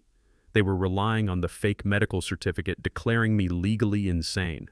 And they had absolutely no idea that the house they were selling belonged to a corporate entity, making their entire transaction a monumental federal crime. The date is officially set, Derek told Khloe, grabbing her by the waist and pulling her into a celebratory hug. We sign the closing documents, and the wire transfer hits the account next Friday morning. Next Friday. The countdown had officially begun. They thought Friday was their ultimate payday. They thought Friday was the day they dumped me in a state-run medical facility and walked away rich. They had absolutely no idea that Friday was the day of their total execution. The smell of cheap vanilla air freshener hung thick and heavy in my living room. Khloe had sprayed it everywhere, desperately trying to mask the scent of a home that had been lived in and loved for 4 decades. It was Wednesday afternoon, 2 days before their grand closing date, and my house had been turned into a theater stage. I was sitting in my usual armchair by the window, wearing a faded knitted sweater that was entirely too warm for the weather, playing my part to absolute perfection. Derek and Khloe were hosting a private walkthrough. They did not call it an open house because an open house invited questions, real estate agents, and legitimate paperwork. This was a closed door, showing for the shady cash investor Derek had found in the darkest corners of his gambling circles. I heard a heavy knock on the front door. Derek practically sprinted down the hallway to answer it. A moment later, he walked back into the living room leading a man who looked exactly like the kind of bottom-feeding predator who bought stolen properties. The investor, whom Derek introduced as Vincent, wore a tailored suit that was slightly too tight and a flashy gold watch that screamed of unearned wealth. He had the cold, calculating eyes of a man who made a living profiting off the desperation of others. Vincent stepped into my living room, running a critical eye over the crown molding and the original hardwood floors Vivian and I had installed 30 years ago. He did not even acknowledge my presence until Khloe stepped forward, placing a manicured hand over her heart in a gesture of profound manufactured sorrow. "This is my father-in-law, Nathaniel," Khloe said to Vincent, her voice dripping with fake sympathy. "We are transitioning him into a beautiful memory care facility this weekend. His mind is completely going poor thing. He barely knows what day it is anymore. It is breaking our hearts, but selling the house is the only way we can afford his medical care." I let my head loll slightly to the side, staring blankly at the coffee table. I let a thin line of saliva pool at the corner of my mouth. I was giving them the exact performance they had paid the black market doctor to document. Vincent glanced at me with a look of absolute disgust, the way someone looks at a piece of discarded trash on the sidewalk. He nodded at Khloe, clearly unbothered by the moral implications of throwing a sick old man out of his own home. "As long as the title is clear and the property is vacant by Friday, I do not care where he goes," Vincent said bluntly. Khloe forced a tight smile, handing me a ceramic teacup filled with lukewarm chamomile tea. She did this specifically to make me look like an invalid who needed to be managed while they discussed business. "Drink your tea, Nathaniel," she cooed loudly, making sure Vincent heard how incredibly patient she was being. I took the teacup with a violently trembling hand. I waited. I watched from the corner of my eye as Vincent walked toward the center of the room, examining the expensive Persian rug Vivian had bought during our trip to Turkey. Khloe stood right next to him, boasting about the open concept layout of the house and the natural light. Derek was standing near the kitchen entrance, sweating nervously, desperately hoping the deal would not fall through. It was the perfect moment to create a little chaos. I let my grip falter. I jerked my wrist sharply and the heavy ceramic teacup slipped from my fingers. It shattered loudly against the hardwood floor. The dark brown liquid splashed violently outward, soaking the edges of the pristine Persian rug and completely covering Khloe's expensive white suede heels. Khloe shrieked. It was a raw, visceral sound of pure fury. For 3 seconds, she completely broke character. She glared at me with an expression of such intense hatred that I thought she might actually strike me right there in front of the investor. "Look what you did, you clumsy old fool," she hissed through gritted teeth, frantically shaking her ruined shoes. Derek panicked. He rushed forward, grabbing Khloe by the arm and pulling her toward the kitchen. "I am so sorry, Vincent," Derek stammered, his voice pitching high with anxiety. "Let me just get some carpet cleaner and paper towels. We will be right back. Just give us 1 second. Derek dragged his furious wife into the kitchen. The swinging door slammed shut behind them. I could hear Khloe cursing aggressively on the other side of the wall. Suddenly, the living room was dead silent. I was left entirely alone with Vincent. The investor let out a heavy sigh, pulling out his phone to check his messages, clearly annoyed by the interruption. He was not looking at me. He still thought I was just a drooling, mindless piece of furniture. I straightened my spine. The violent trembling in my hands vanished instantly. I wiped the corner of my mouth with the back of my hand, clearing my throat softly. Vincent looked up from his phone, annoyed. I locked eyes with him. There was no confusion in my gaze. There was no dementia. There was only the cold, sharp intensity of a man who was holding a loaded gun. "You are about to buy a massive problem, son," I whispered. My voice was low, steady, and crystal clear. Vincent froze. The blood completely drained from his arrogant face. He took a step back, his eyes darting from my perfectly steady hands to my sharp, focused eyes. The illusion was shattered. He realized in a fraction of a second that he was not looking at a helpless victim. He was looking at a predator hiding in plain sight. "Walk away while you still have your money," I added softly, letting the threat hang heavy in the quiet room. Before Vincent could even open his mouth to respond, the kitchen door swung violently open. Derek and Khloe rushed back into the room armed with paper towels and stain remover. Khloe's face was still flushed red with anger, but she had plastered her fake sweet smile back on. I instantly slumped back into my armchair. I let my jaw drop, my eyes losing focus, returning to the empty shell of a man I had been 2 minutes prior. Vincent stared at me, visibly rattled. His chest was rising and falling quickly. He looked at Derek, then back at me, his mind racing to process what he had just witnessed. The old man was not crazy. The old man was lucid, dangerous, and completely aware of the fraud taking place. "Listen, Derek," Vincent said, his voice suddenly tight and cautious. "I do not know about this. Something feels completely wrong here. The title, the timeline, the rushed paperwork. I think I am going to pass on this property." Derek dropped the paper towels onto the floor. Panic exploded across his face. He was drowning, and Vincent was his only life raft. If this investor walked away, the dangerous men Derek owed money to would break his legs before the weekend was over. "Wait, Vincent, please," Derek begged, stepping directly into the investor's personal space. "Do not walk away. The paperwork is completely ironclad. I have the medical power of attorney. The house is totally unencumbered." Vincent shook his head, taking another step toward the front door. "It is too messy. I do not deal with messy family situations." I watched Derek completely lose his mind. He was a desperate addict backed into a corner, willing to sell his soul to close the deal. "I will drop the price by another $10,000, Derek blurted out, his hands waving frantically. "Right here, right now, 10 grand off the top. You are basically stealing this house from us. But I need a commitment today. I need you to wire the $50,000 non-refundable earnest money deposit directly into my personal account right now to lock it in. Do that, and the house is yours for an absolute fraction of its value." Vincent stopped walking. I could see the gears turning in his head. I had warned him.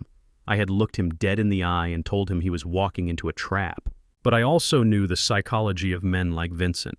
They were driven by an insatiable, blinding greed. A $10,000 discount on a property that was already severely undervalued was a temptation too massive to resist. He weighed the risk of my warning against the immediate, tangible profit he was being offered. Greed is a powerful, blinding drug. It always wins. Vincent looked at Derek, a slow, predatory smile creeping back onto his face. 50,000 wired right now, he confirmed. "And we signed the final closing documents at the title company on Friday morning." "Yes, absolutely," Derek gasped, pulling his phone out of his pocket with shaking hands. "I will text you my personal banking routing numbers right now." Khloe stood frozen by the spilled tea, holding her breath as she watched the exchange. Vincent tapped the screen of his phone. He opened his secure banking application. He did not look at me again. He had made his choice. He typed in Derek's account information, punched in the transfer amount, and hit confirm. A moment later, a sharp, loud chime echoed from Derek's phone. Derek looked down at the screen. A massive wave of relief washed over his sweaty face. He let out a breathless, victorious laugh. "The money is in," Derek announced. I sat perfectly still in my armchair, staring blankly at the wall. Internally, my heart was beating with a dark, triumphant rhythm. Derek had just accepted a $50,000 wire transfer across state banking lines for the sale of a corporate property he did not legally own, using a forged medical document as his authority. The transaction was complete. The evidence was permanently logged in the federal banking system. It was no longer just an idea or a plan. The crime had been officially executed. The steel jaws of the trap had not just snapped shut, they had locked themselves irreversibly around my son's ankles. The front door slammed open with the force of a battering ram. I was sitting in my armchair, the afternoon sunlight casting long shadows across the living room floor. Derek stormed into the house, his chest heaving, his face flushed a dangerous blotchy red. Khloe was right behind him, clutching her phone as if it were a ticking time bomb. "Dad," Derek shouted, completely dropping the act of the concerned, loving son. He marched straight up to my chair, looming over me. "What did you do to the bank accounts?" I blinked slowly, letting my hands tremble against my knees. I looked up at him with wide, vacant eyes. "Bank accounts," I whispered, letting my voice crack perfectly. "I do not understand, Derek. Is it time for my medicine?" "Do not play games with me, old man," he snapped. He was unraveling the polished veneer of the tech entrepreneur, completely shattering to reveal the desperate addict underneath. We were just at the luxury boutique downtown. Khloe was trying to buy her closing day outfit and my platinum card was declined. So I tried the debit card linked to Mom's old savings account. Declined. I called the automated teller line and it said every single account under your name, Mom's name, and our joint access is completely frozen. Locked. Zero available balance. I let my mouth hang open, slightly maintaining the illusion of absolute bewilderment. Frozen. I mumbled, shaking my head. I do not know, son. Maybe the bank made a mistake. You know how computers are. I have not been to the bank since your mother passed. In reality, I knew exactly what had happened.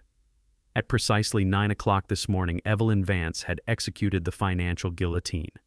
Using the corporate authority of Sterling Holdings, she had legally severed my personal accounts from any joint access. Every remaining dollar of Vivian's savings, the money Khloe had not managed to siphon away yet, was swept cleanly into an invisible, heavily fortified trust fund. Evelyn had also flagged Derek's previous unauthorized withdrawals as suspicious activity, triggering the bank's automated fraud protection protocols.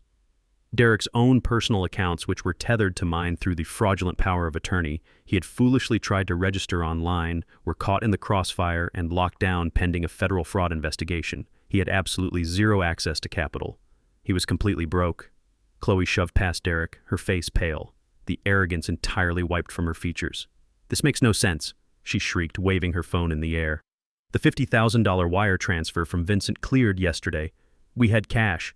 Where did it go? Why can we not access it?"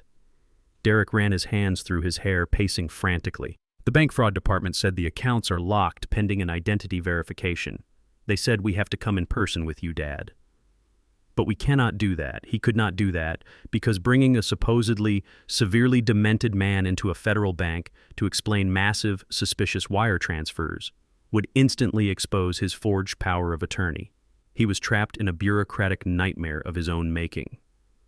Suddenly, Derek's cell phone began to vibrate violently in his pocket. He pulled it out, looked at the caller identification, and the remaining color completely drained from his face. It was not the bank. It was the underground gambling syndicate. He owed them $150,000, and they knew he had just received a $50,000 wire. They wanted their cut, and they wanted it today. Derek's hands shook so badly he almost dropped the phone. He answered it, turning away from me, lowering his voice into a frantic, desperate whisper. "Listen, I know I promised a payment today. The accounts are just temporarily frozen. It is a technical glitch. I swear to you I am closing on the house tomorrow. I will have the full amount in cash. Do not come to the house. Please, I am getting the money." He hung up the phone, breathing heavily, leaning against the wall as if his legs could no longer support his weight. He looked at Khloe, sheer terror radiating from his eyes. "They are out of patience," he whispered. "They said if I do not have the cash by tomorrow afternoon, they are going to find me. They said they are going to make an example out of me." Khloe's eyes darted around the room frantically. The reality of her husband's criminal debts was finally crashing down on her luxury lifestyle. She was no longer worried about buying designer clothes. She was worried about her physical safety. "We cannot wait until Friday," Khloe hissed, grabbing Derek by the shoulders. "You have to call Vincent right now. Tell him the closing has been moved up. Tell him we have an emergency and we are signing the title transfer tomorrow morning first thing. Tell him if he wants the house for that discounted price, he meets us at the title company at 9 in the morning sharp." Derek nodded rapidly, already dialing the shady investor's number.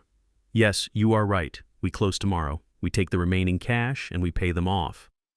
While Derek paced in the hallway, begging the investor to move up the timeline, Khloe turned her cold, predatory gaze back to me. The panic in her eyes hardened into absolute cruelty. She looked at me not as a father-in-law, but as a dangerous liability that needed to be eliminated immediately. "You," she spat, pointing a trembling finger at my chest. "You are the reason the bank is asking questions. You are a loose end. If Vincent comes back to this house for a final walkthrough and you do something stupid again, or if the bank tries to call the home phone to verify your identity, the whole deal falls apart." I shrank back into the armchair, pulling my knitted sweater tighter around my shoulders. "What are you saying, Khloe?" "Where is my dinner?" I asked, my voice high and thin. "You are not getting dinner here, old man," she sneered, marching toward the hall closet. She pulled out a cheap, flimsy duffel bag and threw it onto the living room floor. She began snatching my framed photos from the side table, carelessly tossing them into the bag. She grabbed a random assortment of my sweaters and shoved them in. "What are you doing?" I whimpered. "We are not waiting until the weekend," Khloe announced, zipping the bag shut with a violent tug. "You are leaving today, this afternoon. You are going to the Sunset Pines Care Facility right now. I am not risking you ruining this sale tomorrow. You are going to be locked in a Medicare ward where nobody will listen to a single word you say." Derek walked back into the living room, pocketing his phone. "Vincent agreed," he said breathlessly. He was not happy, but he agreed. "Tomorrow at 9 in the morning, we sign the papers." "Good," Khloe snapped, shoving the duffel bag into Derek's chest. "Take his arm. We are putting him in the car. He is going to the nursing home right now. The paperwork is forged, the medical certificate is signed. They will take him as an emergency drop-off." Derek looked at me, a brief flicker of hesitation crossing his face. Dumping his father in a decrepit state-run facility with no notice was a new low even for him. But then his phone vibrated again, a silent, menacing reminder of the violent men waiting for their money. The hesitation vanished, replaced by cold, hard survival instinct. "Get up, Dad," Derek commanded, stepping forward and grabbing me roughly by the bicep. "It is time to go. You are no longer safe here. You are going to a place where they can manage your condition." I let him pull me to my feet. I stumbled slightly, dragging my feet across the floor as they practically dragged me toward the front door. I kept my head down, letting out a soft, pathetic whine of confusion. "Please, Derek," I whispered, clutching the door frame with a weak, trembling hand. "This is my home. Vivian and I bought this home. Do not make me leave." "Stop fighting it, old man," Khloe hissed, prying my fingers off the wood. "You do not own anything anymore." I let go. I let them push me out onto the porch and guide me toward Khloe's white Tesla in the driveway. I kept my head bowed, hiding my face from them. If they had bothered to look closely, they would have seen that there were absolutely no tears in my eyes. They would have seen that I was not terrified. They would have seen a man who was walking exactly where he wanted to go. They were rushing the timeline, pushing the closing to tomorrow morning. They were accelerating their own demise. They thought they were throwing me away, but all they were doing was giving me the perfect alibi to walk away clean while the federal trap snapped shut on their necks. I am Nathaniel Sterling, 74 years old. 5 weeks after my beautiful wife Vivian was laid to rest, my son and his white daughter-in-law walked into my kitchen and threw a cheap nursing home brochure on the table. They told me my house was being sold and I had a week to pack. I just lowered my head, making my hands tremble like a helpless, broken old man. What they did not know was that resting heavily against my chest, right inside my shirt pocket, was a brass key and a trust deed to an $8 million beachfront mansion in Malibu. My wife had left me a fortune they knew nothing about, and they were about to walk right into a trap they could never escape. Before I continue this story, let me know what city or state you are watching from in the comments below. Hit like and subscribe if you believe that greed always comes with a devastating price tag. Khloe did not just pack my belongings, she eradicated my presence. She marched into my bedroom carrying a massive, cheap plastic suitcase that smelled of discount stores and stale plastic. She did not bother to fold my clothes. She grabbed my shirts, my trousers, and my sweaters by the handfuls, ripping them roughly from their wooden hangers, and shoved them aggressively into the suitcase. I stood in the doorway, leaning heavily on my cane, watching the woman my son married dismantle my life with the casual indifference of someone taking out the garbage. Then she opened the bottom drawer of my solid oak dresser. My breath caught in my throat. That was Vivian's drawer. It was the one place in the house I had kept exactly as she left it. Inside were her personal keepsakes. The dried pressed roses from our very first wedding anniversary. The handmade greeting cards Derek had drawn for her when he was just a little boy, long before the greed had entirely rotted his soul. And sitting right in the center was a small, intricately carved wooden music box I had bought for her in New Orleans. Khloe did not even look at what she was grabbing. She scooped up the letters, the roses, and the beautiful music box in one sweeping motion. She turned around and tossed them directly into a thick, black plastic trash bag she had brought for the room's rubbish. The music box hit the bottom of the bag with a dull, sickening thud. She was throwing away 40 years of my wife's most precious memories like they were nothing more than rotten food.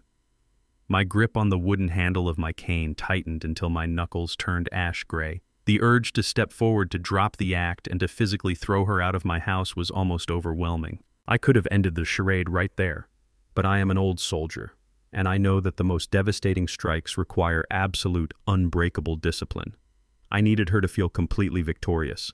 I needed her to believe I was utterly defeated. I let out a soft, pathetic sigh, letting my shoulders slump forward. I dragged my feet across the carpet, slowly walking over to the black trash bag. I bent down with a violent, manufactured tremor in my knees. I reached into the garbage and bypassed the music box. I retrieved only a small, worn, leather-bound photo album. I stood back up and clutched it tightly against my chest, staring at the floor like a frightened, broken child. "What are you doing?" Khloe snapped, rolling her eyes in profound annoyance. "Put that junk away. We are leaving in 10 minutes. I do not have time to wait for you to cry over old pictures." I looked up at her. My eyes were completely dry, but my expression was perfectly vacant. "I will go by myself," I whispered, keeping my voice faint and hollow. "I know where the Sunset Pines facility is located. I will call a taxi. You and Derek are too busy with the house sale. I do not want to be a burden to you today." Khloe paused. She looked at me, her sharp eyes narrowing as she weighed her options. She calculated the severe inconvenience of driving a slow, smelly old man all the way across the county in her brand new Tesla against the sheer convenience of letting me disappear entirely on my own.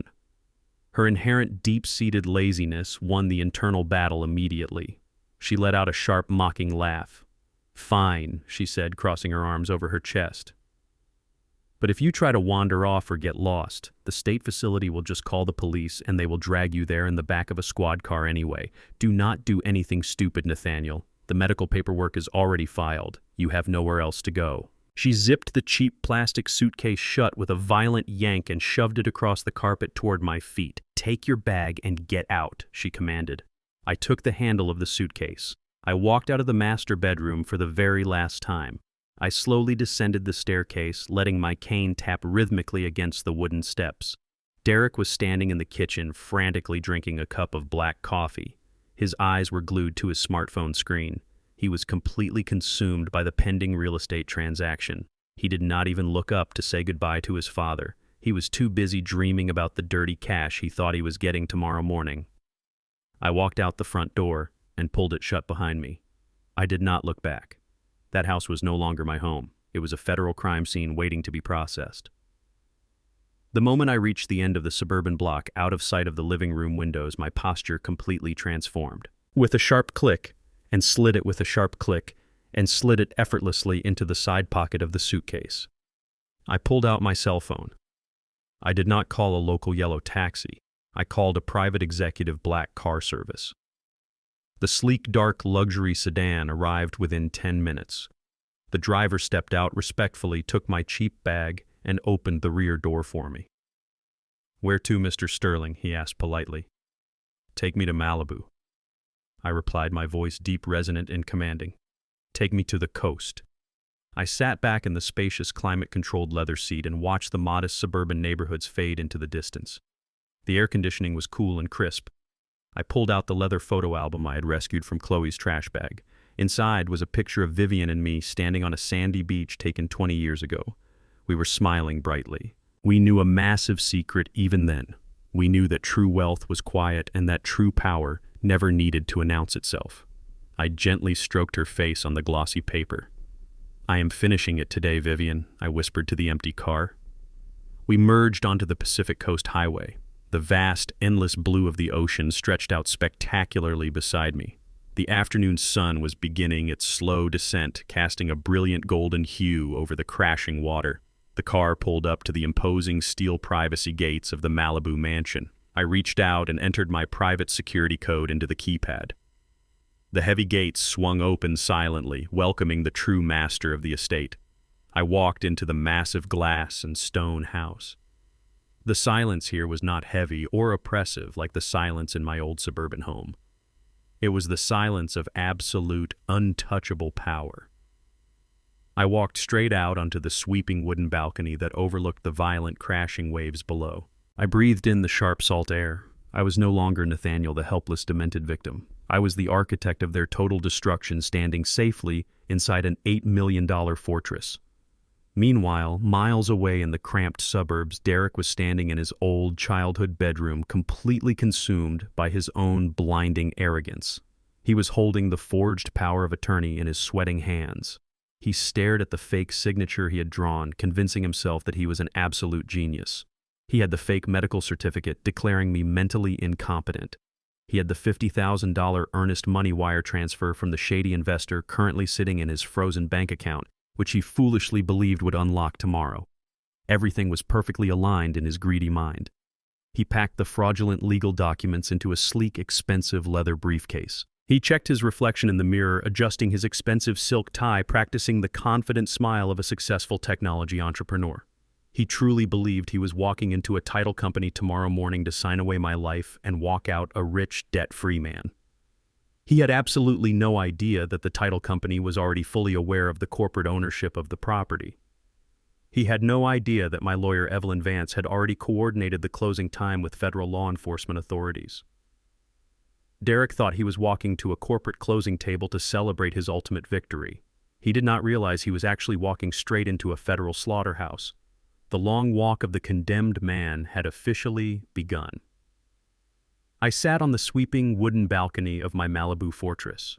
The morning sun was reflecting brightly off the Pacific Ocean, casting a brilliant warm light across the stone terrace. I held a ceramic cup of black coffee in one hand and my cellular phone in the other.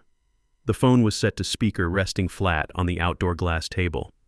I was not making a normal call. I was listening to a live, silent audio feed. My attorney Evelyn Vance had placed her phone in the breast pocket of her tailored blazer before walking into the downtown office of the premier title and escrow company. Through the tiny speaker on my table, I could hear every single breath, every rustle of paper, and every lie my son was about to tell. Downtown, the scene was perfectly set for the final act of their pathetic play. Derek and Khloe had arrived early. I could hear the sharp, arrogant click of Khloe's expensive heels against the polished marble floor of the conference room.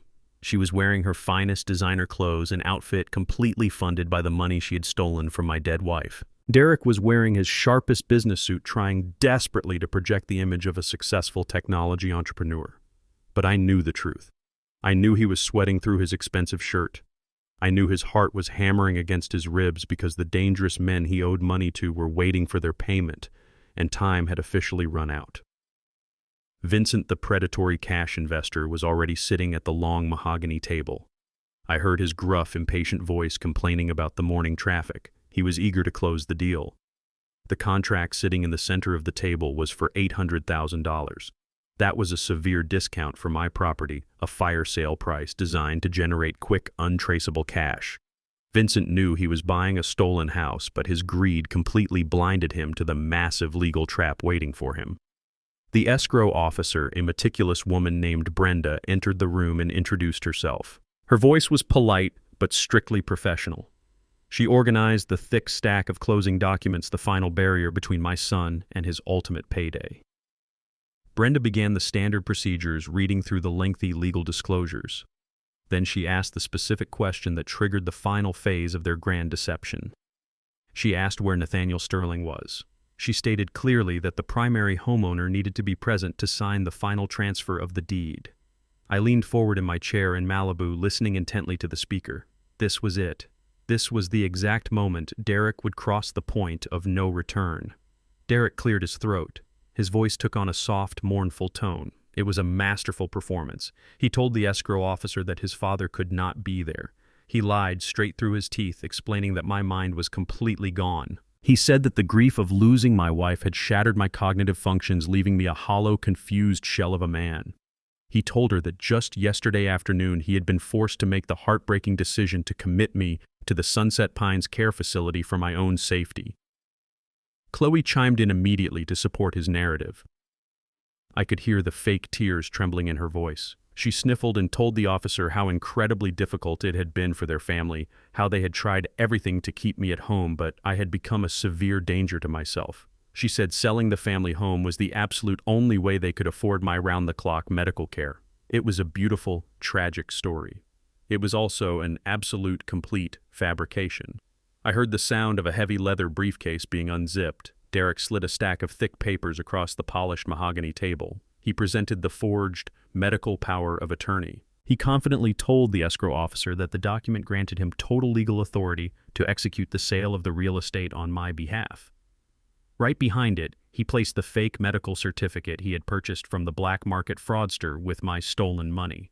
The document falsely declared me mentally incompetent and utterly incapable of managing my own affairs.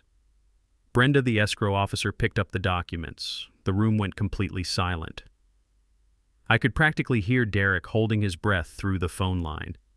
If Brenda looked too closely, if she decided to call the county clerk to verify the seal, the entire scheme would collapse right then and there. But Derek had paid a lot of dirty money for those high-quality forgeries, and to the untrained eye of a busy escrow agent, they looked perfectly legitimate. After a long, agonizing minute, Brenda set the papers down. She expressed her deepest condolences for my declining condition. She accepted the narrative completely. She told Derek that the power of attorney appeared to be perfectly in order, and she shifted the massive stack of closing documents toward him. Vincent let out a loud, heavy sigh of relief. He tapped the table impatiently, urging Derek to hurry up and sign so he could wire the remaining funds and take possession of his deeply discounted prize. Brenda pointed to the first signature line on the contract. She told Derek to sign his name, followed by the specific phrase as attorney-in-fact for Nathaniel Sterling. Through the phone speaker, I heard the heavy metallic clink of a high-end pen being uncapped. Derek picked it up. He was hovering right over the paper. He was seconds away from finalizing the theft of my home.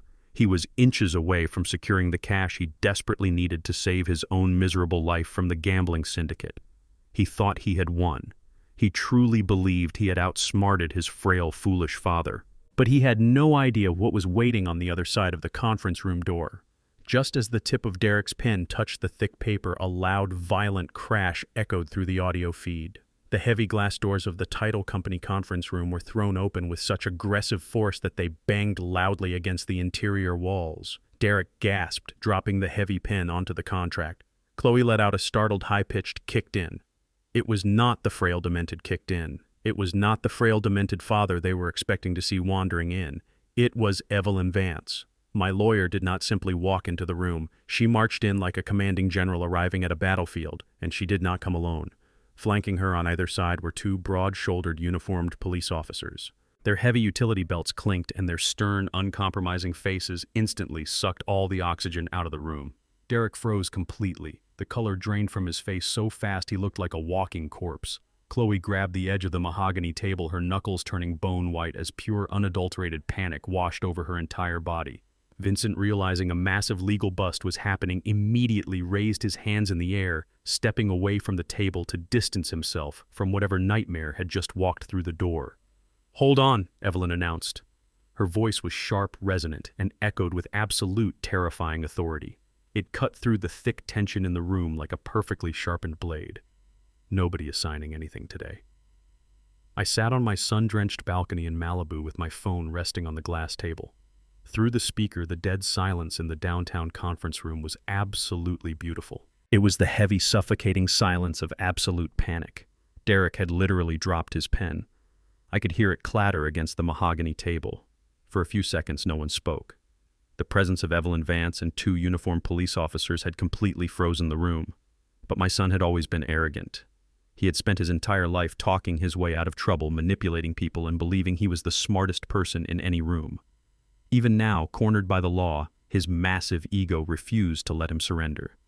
I heard a chair scrape aggressively against the marble floor as Derek stood up. He puffed out his chest, desperately trying to project authority.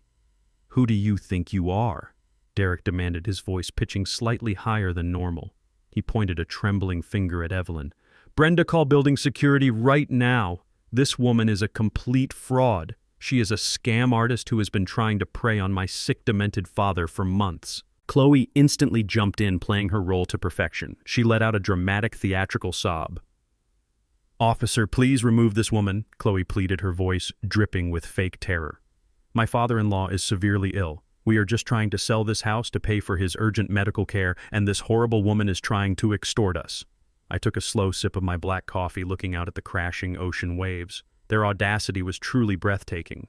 They were standing in a room with police officers holding forged documents and stolen money, and their first instinct was to accuse my lawyer of being a criminal. Through the phone, I heard Evelyn let out a short, sharp laugh. It was a cold, corporate chuckle that held absolutely zero amusement. She did not argue with them. She did not engage in a shouting match. Evelyn was a predator of the courtroom, and she knew exactly how to dismantle her prey. I heard the heavy, satisfying thud of a thick leather folder being slammed down right in the center of the mahogany table, landing directly on top of Derek's fraudulent sales contract. "My name is Evelyn Vance," she announced, her voice echoing with lethal authority. "I am a senior partner at Vance & Associates. I am the acting legal counsel for Sterling Holdings Limited Liability Company. And you, Derek, are about to be indicted on multiple federal charges." Derek scoffed loudly, but I could hear the wet, nervous click in his throat. "Sterling Holdings, what are you talking about? My father owns this house, and I have his legal power of attorney right here."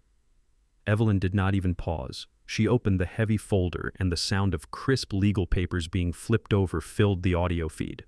First of all, Evelyn stated, tapping the table with a pen, "Nathaniel Sterling does not own this property. He legally transferred the entire deed into a corporate trust last week. This house is a commercial asset. You are trying to sell a property that belongs to a corporation you have absolutely no legal affiliation with." Derek choked. He tried to speak, but no words came out. The foundation of his entire scheme had just vaporized into thin air. Secondly, Evelyn continued, her voice rising in intensity, picking apart his lies like a surgeon. "That piece of paper you are holding, that medical power of attorney, it is a crude amateur forgery. My client is in perfect mental health. He has been evaluated by 3 independent board-certified psychiatrists within the last 48 hours. We have high-definition video evidence of you and your wife forging his signature in his own bedroom." I heard Khloe let out a sharp, genuine gasp. The realization that they had been watched, that their private conversations in my home had been recorded, hit her like a physical blow. But Evelyn was not finished. She was bringing out the heavy artillery. Thirdly, Evelyn said, completely dominating the room, "That medical certificate you presented to the escrow officer, you purchased it for cash from a man named Paul Hayes. Mr. Hayes is currently sitting in a federal interrogation room. He is an informant for the Federal Bureau of Investigation. He has already confessed to selling you fake documents, and he provided the authorities with the audio recordings of your transaction." The silence that followed was absolute. Derek was completely destroyed. The fake startup, the lies about my dementia, the rushed timeline, it had all collapsed on top of him.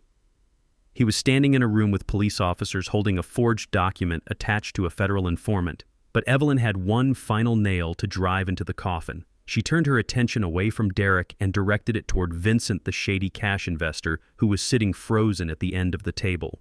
And finally, Evelyn said, her tone dropping into a deadly serious register, "The $50,000 earnest money deposit you accepted yesterday via an interstate wire transfer, you accepted cash for a corporate property you do not own using forged credentials. That elevates this entire charade from local elder abuse to federal wire fraud and grand larceny." I heard a chair violently crash backward onto the floor. Vincent had been sitting quietly processing the horrifying reality of the situation. He was a ruthless underground investor, a man who made his living operating in the gray areas of the law. But he was not stupid. He realized in a fraction of a second that Derek had not just scammed him out of $50,000. Derek had dragged him directly into the center of a massive federal sting operation. Vincent completely lost his mind. "You son of a dog," Vincent roared. Through the speaker, I heard the brutal sound of a physical struggle. Vincent lunged across the mahogany table, papers scattered everywhere. I heard Derek let out a pathetic, terrified yelp as Vincent grabbed him by the collar of his expensive silk tie. Vincent slammed Derek backward against the glass wall of the conference room. The impact shook the entire office. "Where is my money?" Vincent screamed, his voice raw with violent fury. "I will kill you right here. Give me back my money, you pathetic little rat." Derek was choking, gagging as the tie tightened around his throat. He tried to speak, tried to beg, but Vincent was completely unhinged. The 2 uniformed police officers immediately sprang into action. I heard heavy boots stomping across the floor, the rattling of handcuffs, and men shouting aggressive commands. The officers barked at Vincent to let the suspect go, physically prying the furious investor off my terrified son. In the midst of the absolute chaos, with Derek pinned against the wall and Vincent fighting the police, Khloe realized that the ship was completely sinking. Her husband was going to federal prison. The money was gone. The fake medical documents were exposed. Khloe did what she always did. She looked out only for herself. She dropped the act of the supportive wife. She stopped crying. I heard the sharp, frantic clicking of her expensive heels as she quietly backed away from the mahogany table. She clutched her oversized designer handbag against her chest, the same handbag that currently held my dead wife's stolen diamond anniversary bracelet, her emerald necklace, and her gold wedding ring. Khloe turned around and tried to sprint toward the conference room doors, desperately hoping to slip out into the hallway while the officers were busy restraining Vincent. She thought she could just walk away, leave Derek to take the fall, and pawn the stolen jewelry to start a new life, but she did not make it. "Going somewhere, ma'am," a deep booming voice echoed through the phone.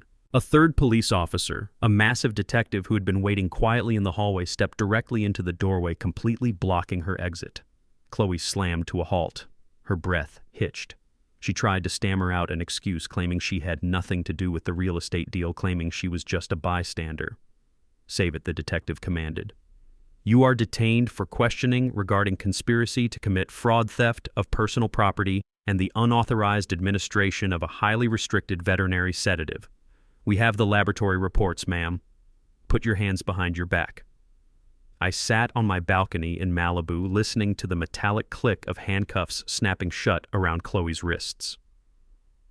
I took a long, deep breath of the fresh ocean air. The trap had sprung flawlessly. But I was not done yet. I still had one more card to play, and it was going to break Derek's heart into a million irreparable pieces. The metallic ratcheting sound of heavy police handcuffs snapping shut around my son's wrists was the sweetest symphony I had ever heard. I leaned back in my chair on the Malibu balcony, closing my eyes and letting the sheer magnitude of the moment wash over me. Through the phone speaker resting on the glass table, I could hear Derek breathing in short, panicked gasps. The arrogant, slick technology entrepreneur had completely vanished. In his place was a terrified, pathetic criminal who finally realized that his entire life was over. But the chaos in that downtown conference room was far from finished. The moment the detective secured the cuffs around Khloe's wrists, her survival instincts kicked into overdrive. There is no loyalty among thieves, and Khloe was the ultimate parasite.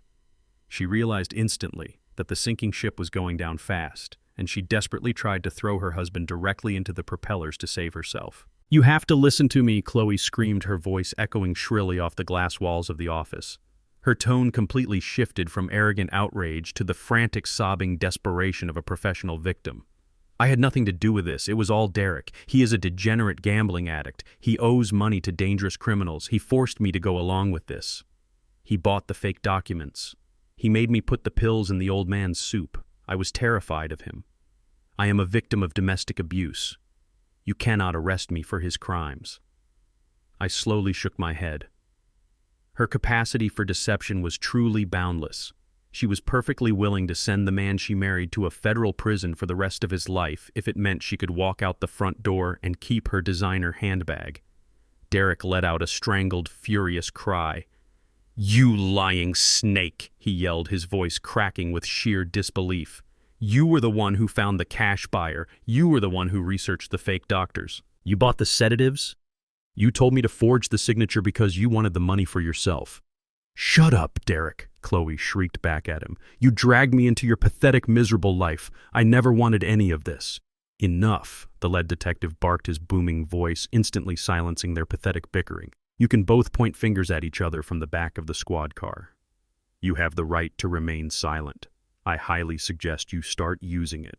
For a few seconds, the only sounds in the room were the heavy footsteps of the police officers gathering the forged documents and the muffled, defeated sobs of my son. Then the heavy glass doors of the conference room clicked open one more time. I heard the steady, measured sound of heels clicking against the polished marble floor. It was not the frantic, aggressive stomping of a woman like Khloe. It was a calm, confident, and incredibly powerful stride. Evelyn Vance spoke up, her voice warm and welcoming, a stark contrast to the venom she had just unleashed on my son. "Right on time, Maya," Evelyn said. "Come on in," I smiled. A deep, profound sense of pride swelled in my chest. Through the audio feed, I heard Khloe let out a confused, breathless gasp. "Maya," she stammered. "What are you doing here? And where on earth did you get those clothes?"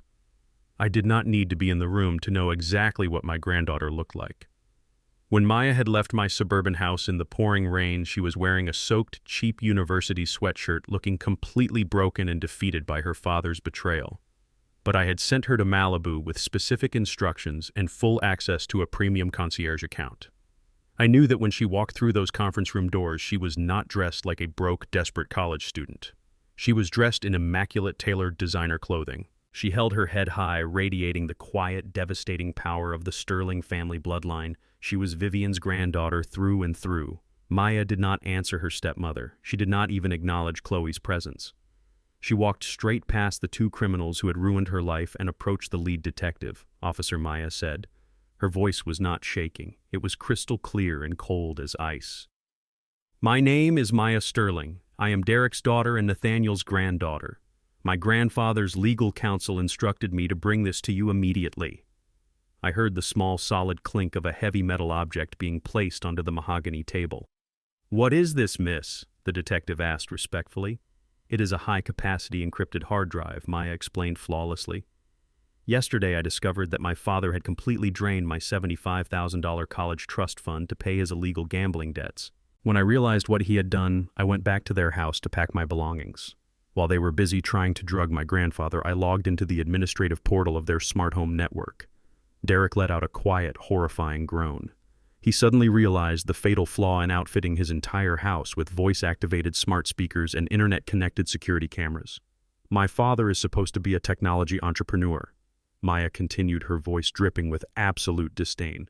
"But he is actually just an idiot. He never deleted the cloud storage archives. This hard drive contains over 40 hours of raw, unedited audio recordings from the smart speakers in their kitchen, living room, and master bedroom." Khloe began to hyperventilate. Her breathing came in short, desperate gasps as the final nail was driven into her coffin. "You will hear everything," Maya told the police. "You will hear them explicitly plotting to hire a black market document forger. You will hear my stepmother discussing the exact dosage of veterinary sedatives she planned to put in my grandfather's food. You will hear them laughing about buying a brand new electric vehicle with the money they stole from my education. It is a complete, unassailable digital confession to every single crime they are being charged with today." The detective let out a low whistle of appreciation. "Well, Miss Sterling," he said, "you just made the federal prosecutor's job incredibly easy. We will log this into evidence immediately." The absolute finality of Maya's actions completely shattered whatever remained of Khloe's psychological defenses. The arrogant, greedy woman who had stolen my wife's wedding ring and told my granddaughter to become a waitress suddenly realized that there was no manipulation, no lie, and no excuse that could save her from a decade in a federal prison cell. I heard the rustle of clothing and the dull thud of knees hitting the marble floor. Khloe had physically collapsed. She crawled toward the center of the room, dragging her handcuffed wrists awkwardly in front of her. "Maya, please," Khloe wailed. Her voice was a pathetic, wretched screech. "Please, sweetie, you cannot do this to us. I am your mother. I helped raise you. We were just under so much stress. The debts were destroying us. We made a mistake, but we are a family. You have to tell them we are good people. You have to help me, please." She was begging. The woman who had treated my entire existence as a nuisance was now kneeling on the floor, weeping and pleading for mercy from a 19-year-old girl. The silence in the room was heavy and electric. Everyone was waiting for Maya's response. I held my breath on the balcony, waiting to see if the young girl's heart would soften at the sight of her stepmother groveling at her feet. Maya did not step back. She did not raise her voice. She looked down at the pathetic creature sobbing on the floor, and she delivered her response with the freezing surgical precision of an executioner. "You are not my mother," Maya said, each word landing like a physical blow. "My mother died when I was a baby, and you are not my family. Family does not steal a child's future to buy a luxury car. Family does not drug a grieving old man to steal his house. You told me to get a job as a waitress because my tuition was gone. Well, I found a new job today. My job is making sure you never see the outside of a prison cell again." "But Maya," Khloe sobbed, choking on her own tears, "we are all you have left. If we go to prison, you will have no parents. You will be completely alone." Maya looked at her father, who was standing silently against the wall, utterly broken, and then she looked back down at Khloe. "I would rather be an orphan," Maya whispered coldly, "than have thieves for parents. The sheer devastation of that statement echoed through the phone speaker. It was the absolute, undeniable end. Khloe let out a loud, agonizing wail, burying her face in the marble floor. Derek just hung his head, his tears finally falling, mourning the total destruction of his own life. "Take them out of here," the detective ordered. I listened to the sound of heavy boots, the shuffling of feet, and the pathetic fading cries of my son and his wife as the police hauled them out of the conference room and into the waiting squad cars. The door clicked shut behind them. Evelyn Vance picked up her phone from the table. She did not say a word, but I could hear the deep, satisfied breath she took. The battle was over. The predators had been locked in cages. I sat back in my chair, looking out at the endless horizon of the Pacific Ocean. I raised my cup of coffee to the empty air, offering a silent, triumphant toast to Vivian. We had protected our bloodline, and we had sent the vermin straight to hell. The late afternoon sun was beginning its slow descent over the Pacific Ocean, casting a brilliant, warm, golden glow across the vast expanse of water. I sat on the expansive wooden balcony of my Malibu fortress, deeply inhaling the crisp, salty air.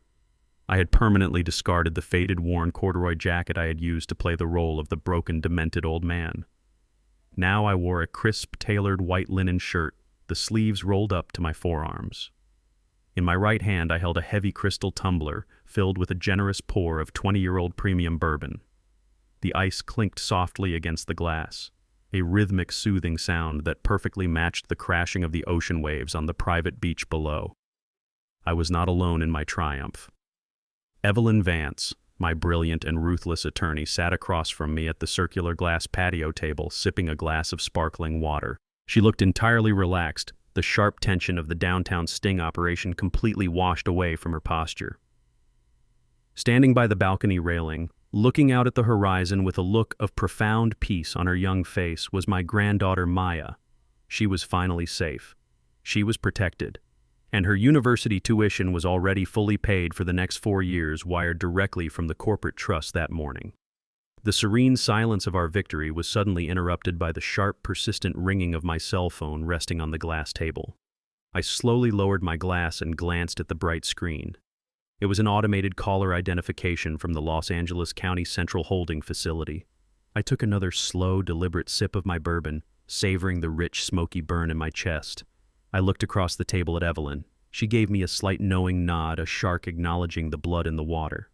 I looked at Maya. She walked away from the railing and stood right beside my chair, her expression hardening into a mask of pure, unbreakable steel.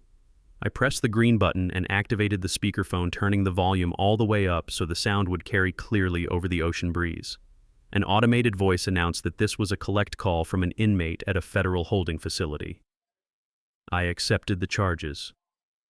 Dad, please tell me you are there. Please do not hang up on me." It was Derek. His voice was completely unrecognizable. The arrogant, slick, commanding tone of the fake technology entrepreneur was entirely gone. He sounded exactly like a terrified, desperate little boy who had just woken up from a nightmare.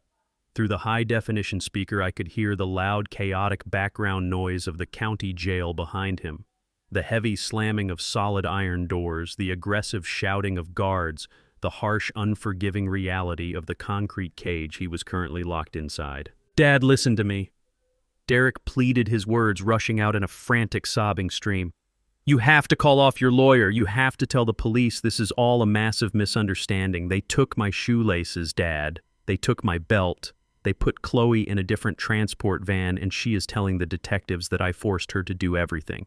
She is giving them the passwords to my computer. They are talking about a decade in federal prison. I cannot survive in here, Dad. I will not survive. You have to save me." He paused, taking a ragged, wet breath that echoed loudly through the phone. "I know I messed up," he cried, his voice breaking pathetically. "I know I was greedy and stupid, but I am your son. We are family. You are my father. You have to forgive me. We can fix this. I will give you the house back. I will sign whatever you want. We can just go back to the way things were. Just please, Dad, tell them to let me go. I am so sorry. Save me." "That house, we can just cancel the sale of that house and pretend none of this happened." I let him cry. I let his pathetic, desperate pleas fill the salty ocean air for a few long seconds. I did not interrupt him. I just sat in my comfortable chair and took another slow, deeply satisfying sip of my bourbon. "What house, Derek?" I asked. My voice was perfectly calm, deeply resonant, and completely devoid of any paternal warmth. "What do you mean, what house?" Derek stammered, thick confusion bleeding through his blind panic. "Our house, the family house. The one you transferred into that corporate shell. Just tell the lawyer to drop the fraud charges and you can keep the house. I will never bother you again." I let out a low, dark chuckle. It was a sound of pure power that had not left my chest in years. "Keep the house," I repeated softly. "Derek, you are fundamentally misunderstanding the situation. I do not want that house. It reeks of your pathetic lies, your desperate failures, and your wife's cheap perfume. In fact, while you were sitting in a police interrogation room sweating through your expensive suit, Evelyn executed another contract. I sold the dirt right out from under it.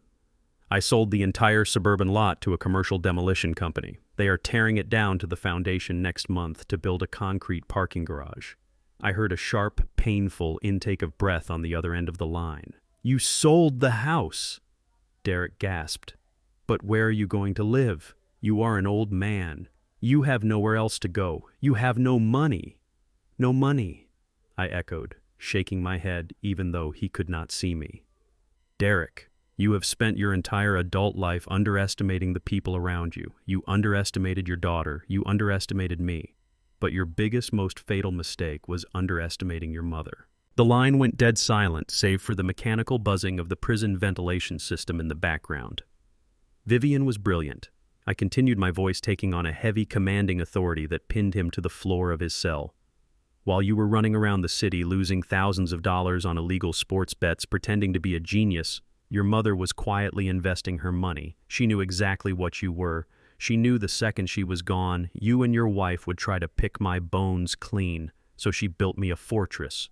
You want to know where I am right now, Derek? I am not sitting in the cramped, unfinished basement you tried to force me into. I am not rotting in that filthy, underfunded Medicaid facility you and Khloe tried to lock me inside. I am currently sitting on a private, sweeping wooden balcony. The weather is absolutely perfect.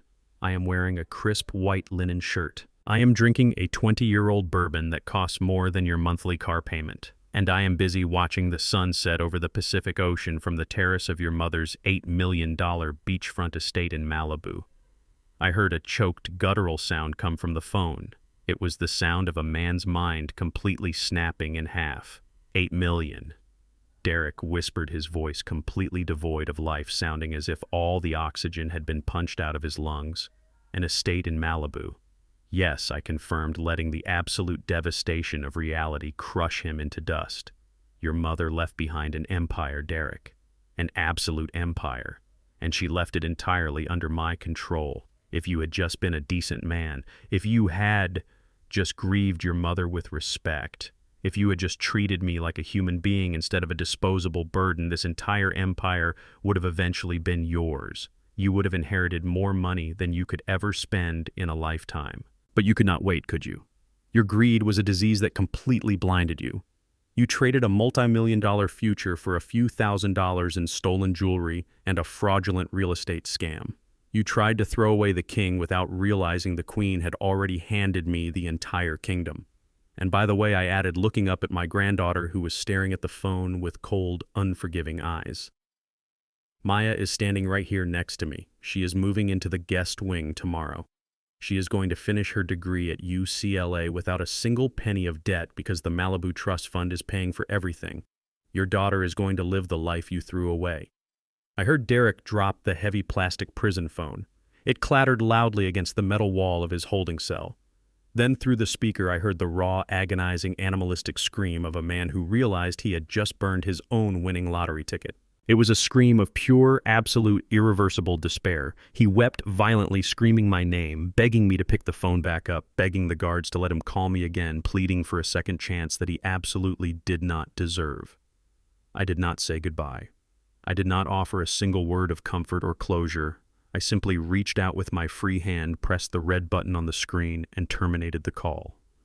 The chaotic, miserable noise of the prison vanished instantly, replaced by the soothing, rhythmic sound of the crashing ocean waves. I took another sip of my bourbon, letting the warm golden light of the sunset wash over my face. The vermin were finally in their cages, and the Sterling empire was secure. Less than 60 seconds after I terminated the call, my cell phone began to vibrate against the glass patio table again. The screen lit up with the same automated caller identification from the Los Angeles County holding facility. Evelyn raised a single, perfectly sculpted eyebrow. Maya stood absolutely still, her eyes locked on the glowing device. I set my crystal tumbler of bourbon down next to the phone. I reached out and pressed the green accept button, leaving the speakerphone volume turned all the way up. "Dad, please!" Derek gasped, his voice coming through in a frantic, hyperventilating rush. "Please tell me you are lying. Tell me this is some kind of sick, twisted joke to teach me a lesson. $8 million. A beachfront mansion. Dad, tell me none of that is real." I leaned forward, resting my elbows on my knees, staring out at the crashing waves of the Pacific Ocean.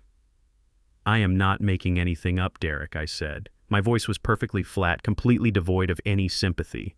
"You wanted to treat me like a senile fool. You wanted me to be a deaf, blind, and dumb old man who could not even remember his own name. So I played the part you assigned to me." "You played a part?" Derek choked out the confusion, heavily lacing his panic. "What are you talking about?" "I want you to listen to me very carefully, son," I commanded, letting the hard, unforgiving authority of a patriarch echo through the phone line. "I want you to know exactly how thoroughly you destroyed your own life. Let us start with your mother's safe in the master bedroom closet." I heard a sharp intake of breath from the concrete cell on the other end. "When Khloe cracked that safe and stole your mother's diamond anniversary bracelet and the original deed to the house, I was standing right there in the doorway." I explained, my words striking like surgical incisions. "When she lied directly to my face, claiming she was looking for a death certificate, I played the confused old man. But the moment you two left the room, I placed a high-definition wireless spy camera straight into the throat of the brown teddy bear sitting on the top shelf." "No." Derek whispered, the sheer horror of the realization finally crashing down on him. "Yes," I replied coldly. I sat in the dark basement and watched a live feed on my phone. I watched you pace back and forth like a trapped rat. I watched you complain about owing $150,000 to dangerous men. I watched you forge my signature on that power of attorney. I heard you agree to sell the home I built with my own hands to a black market investor for a fraction of its worth.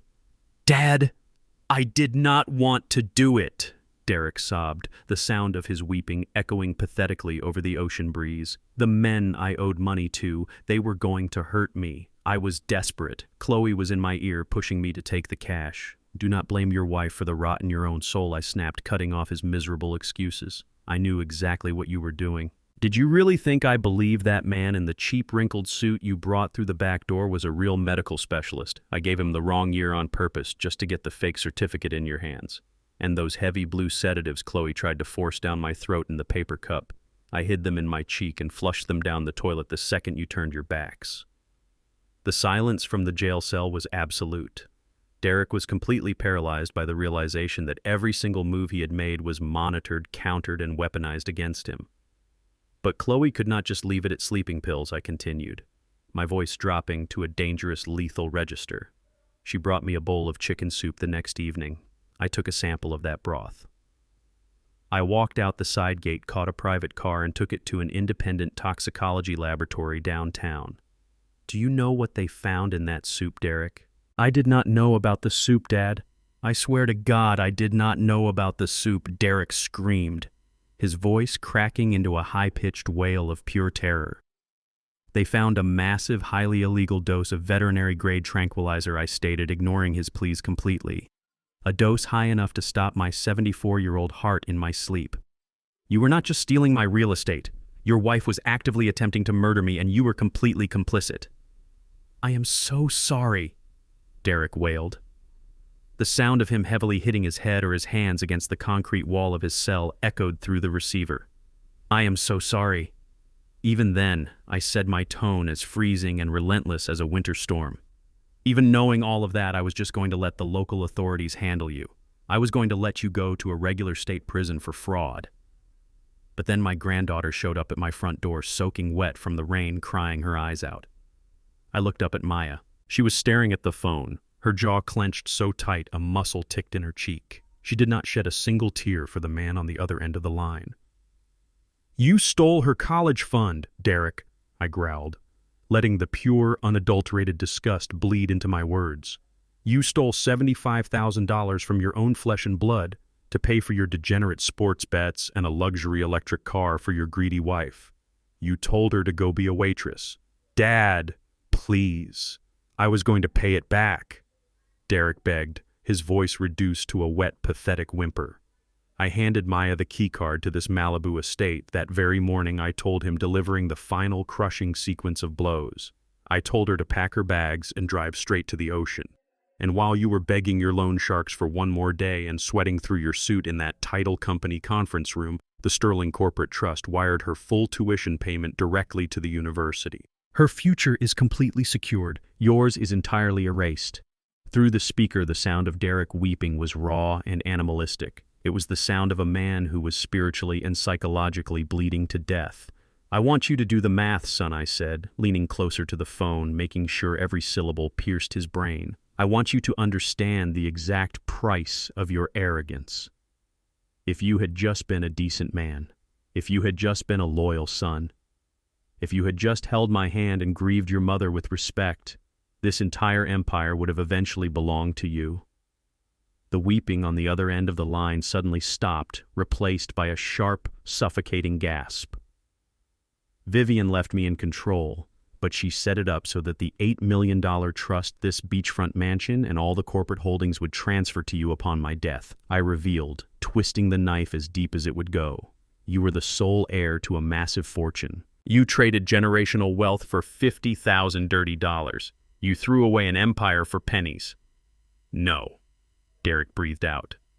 The word was hollow, empty, completely shattered. "No, no, no." He began to scream. It was not a scream of anger. It was a guttural, agonizing shriek of pure, irreversible regret.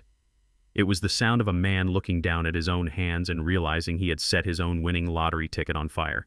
He screamed my name. He screamed his mother's name. He hit the walls of his cell so hard I could hear the dull, sickening thud of his knuckles splitting against the concrete. "Dad, do not leave me in here," Derek shrieked, his voice tearing completely. "I had it all. I had it all, and I threw it away. Please, please forgive me." "You did have it all, Derek," I said softly, my voice carrying the absolute unbreakable finality of a judge delivering a death sentence. "You just did not know how to value it. Enjoy your concrete box." I reached out and pressed the red button on the screen. The agonizing screams of my son vanished instantly, cut off and swallowed by the digital silence.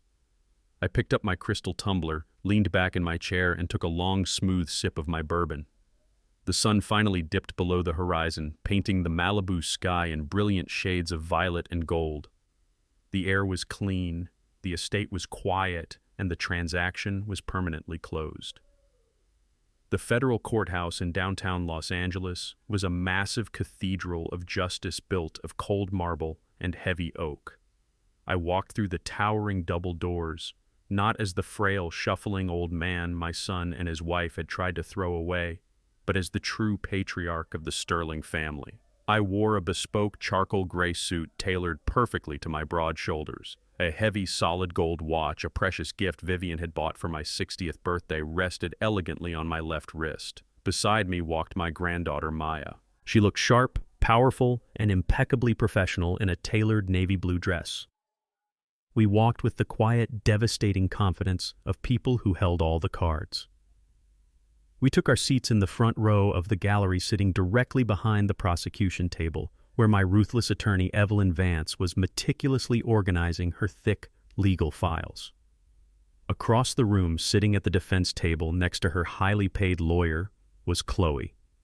She had spent the last several weeks sitting in a county jail cell, and the harsh reality of her new life had clearly taken its toll.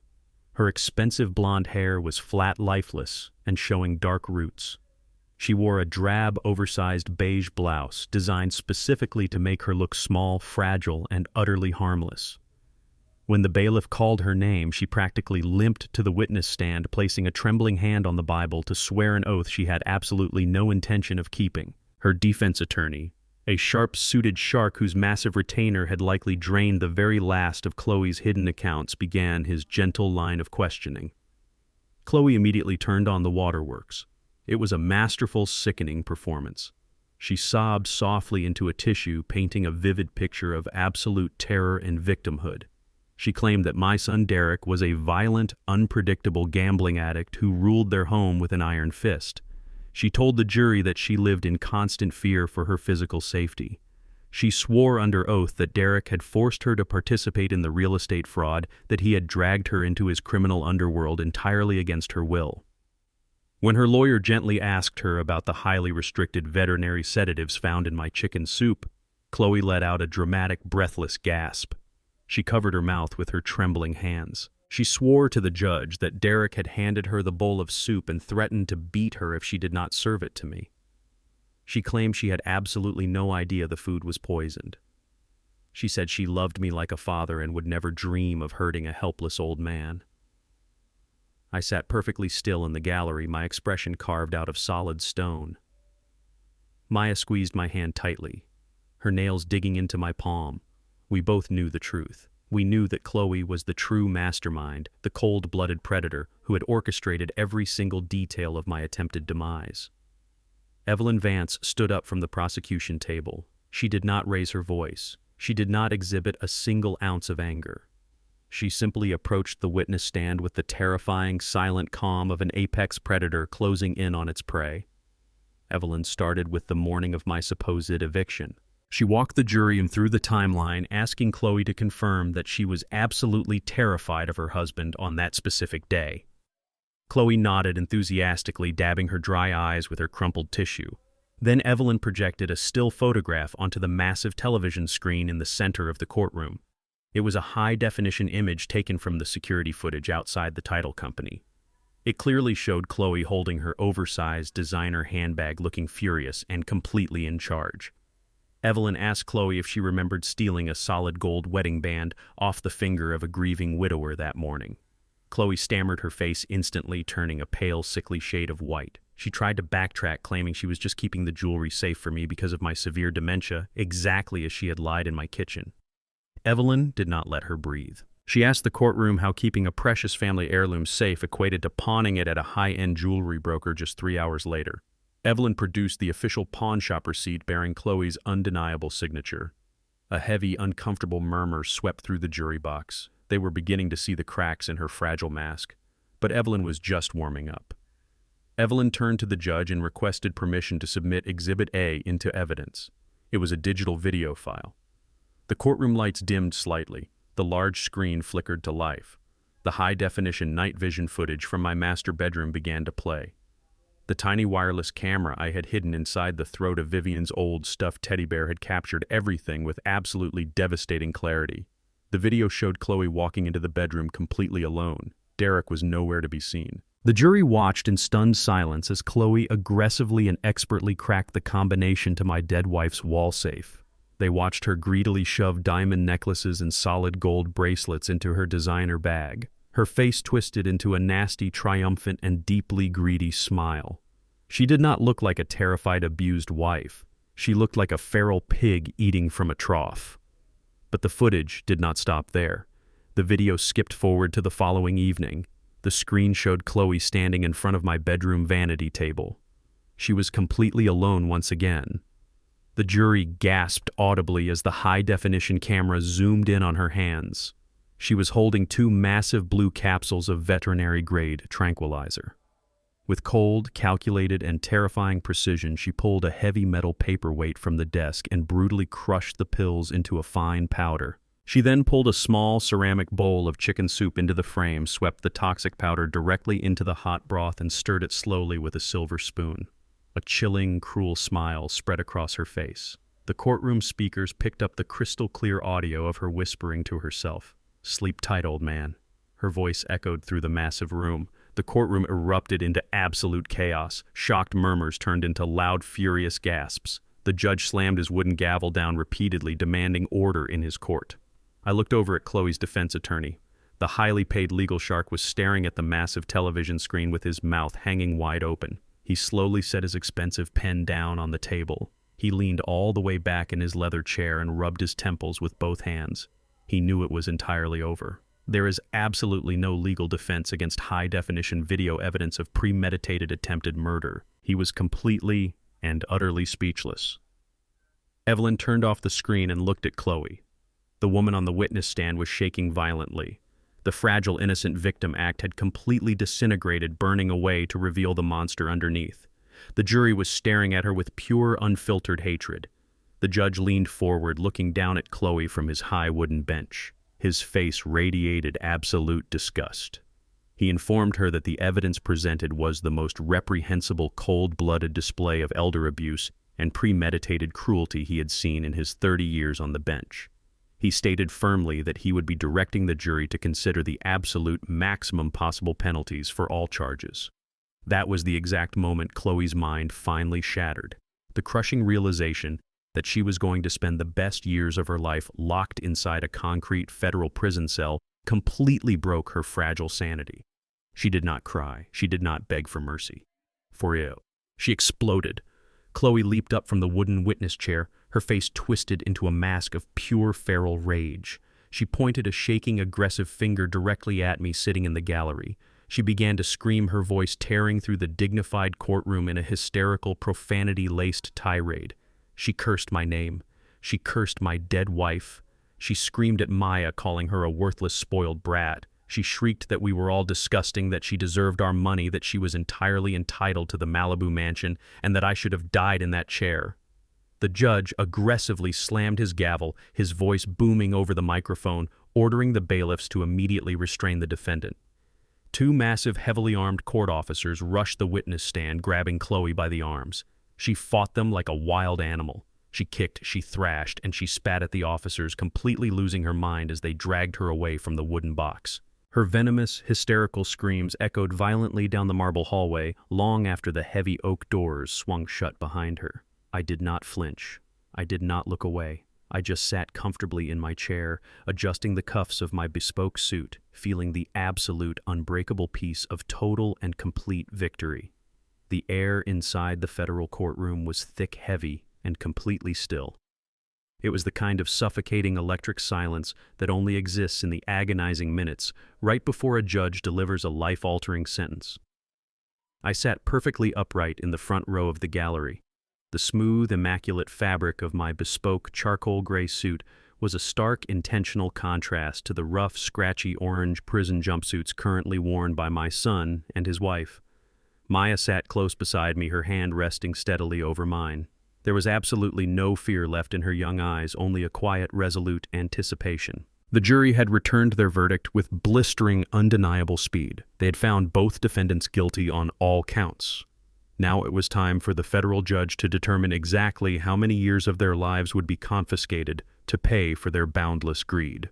The judge, a formidable man with silver hair and a gaze that could freeze boiling water, adjusted his reading glasses.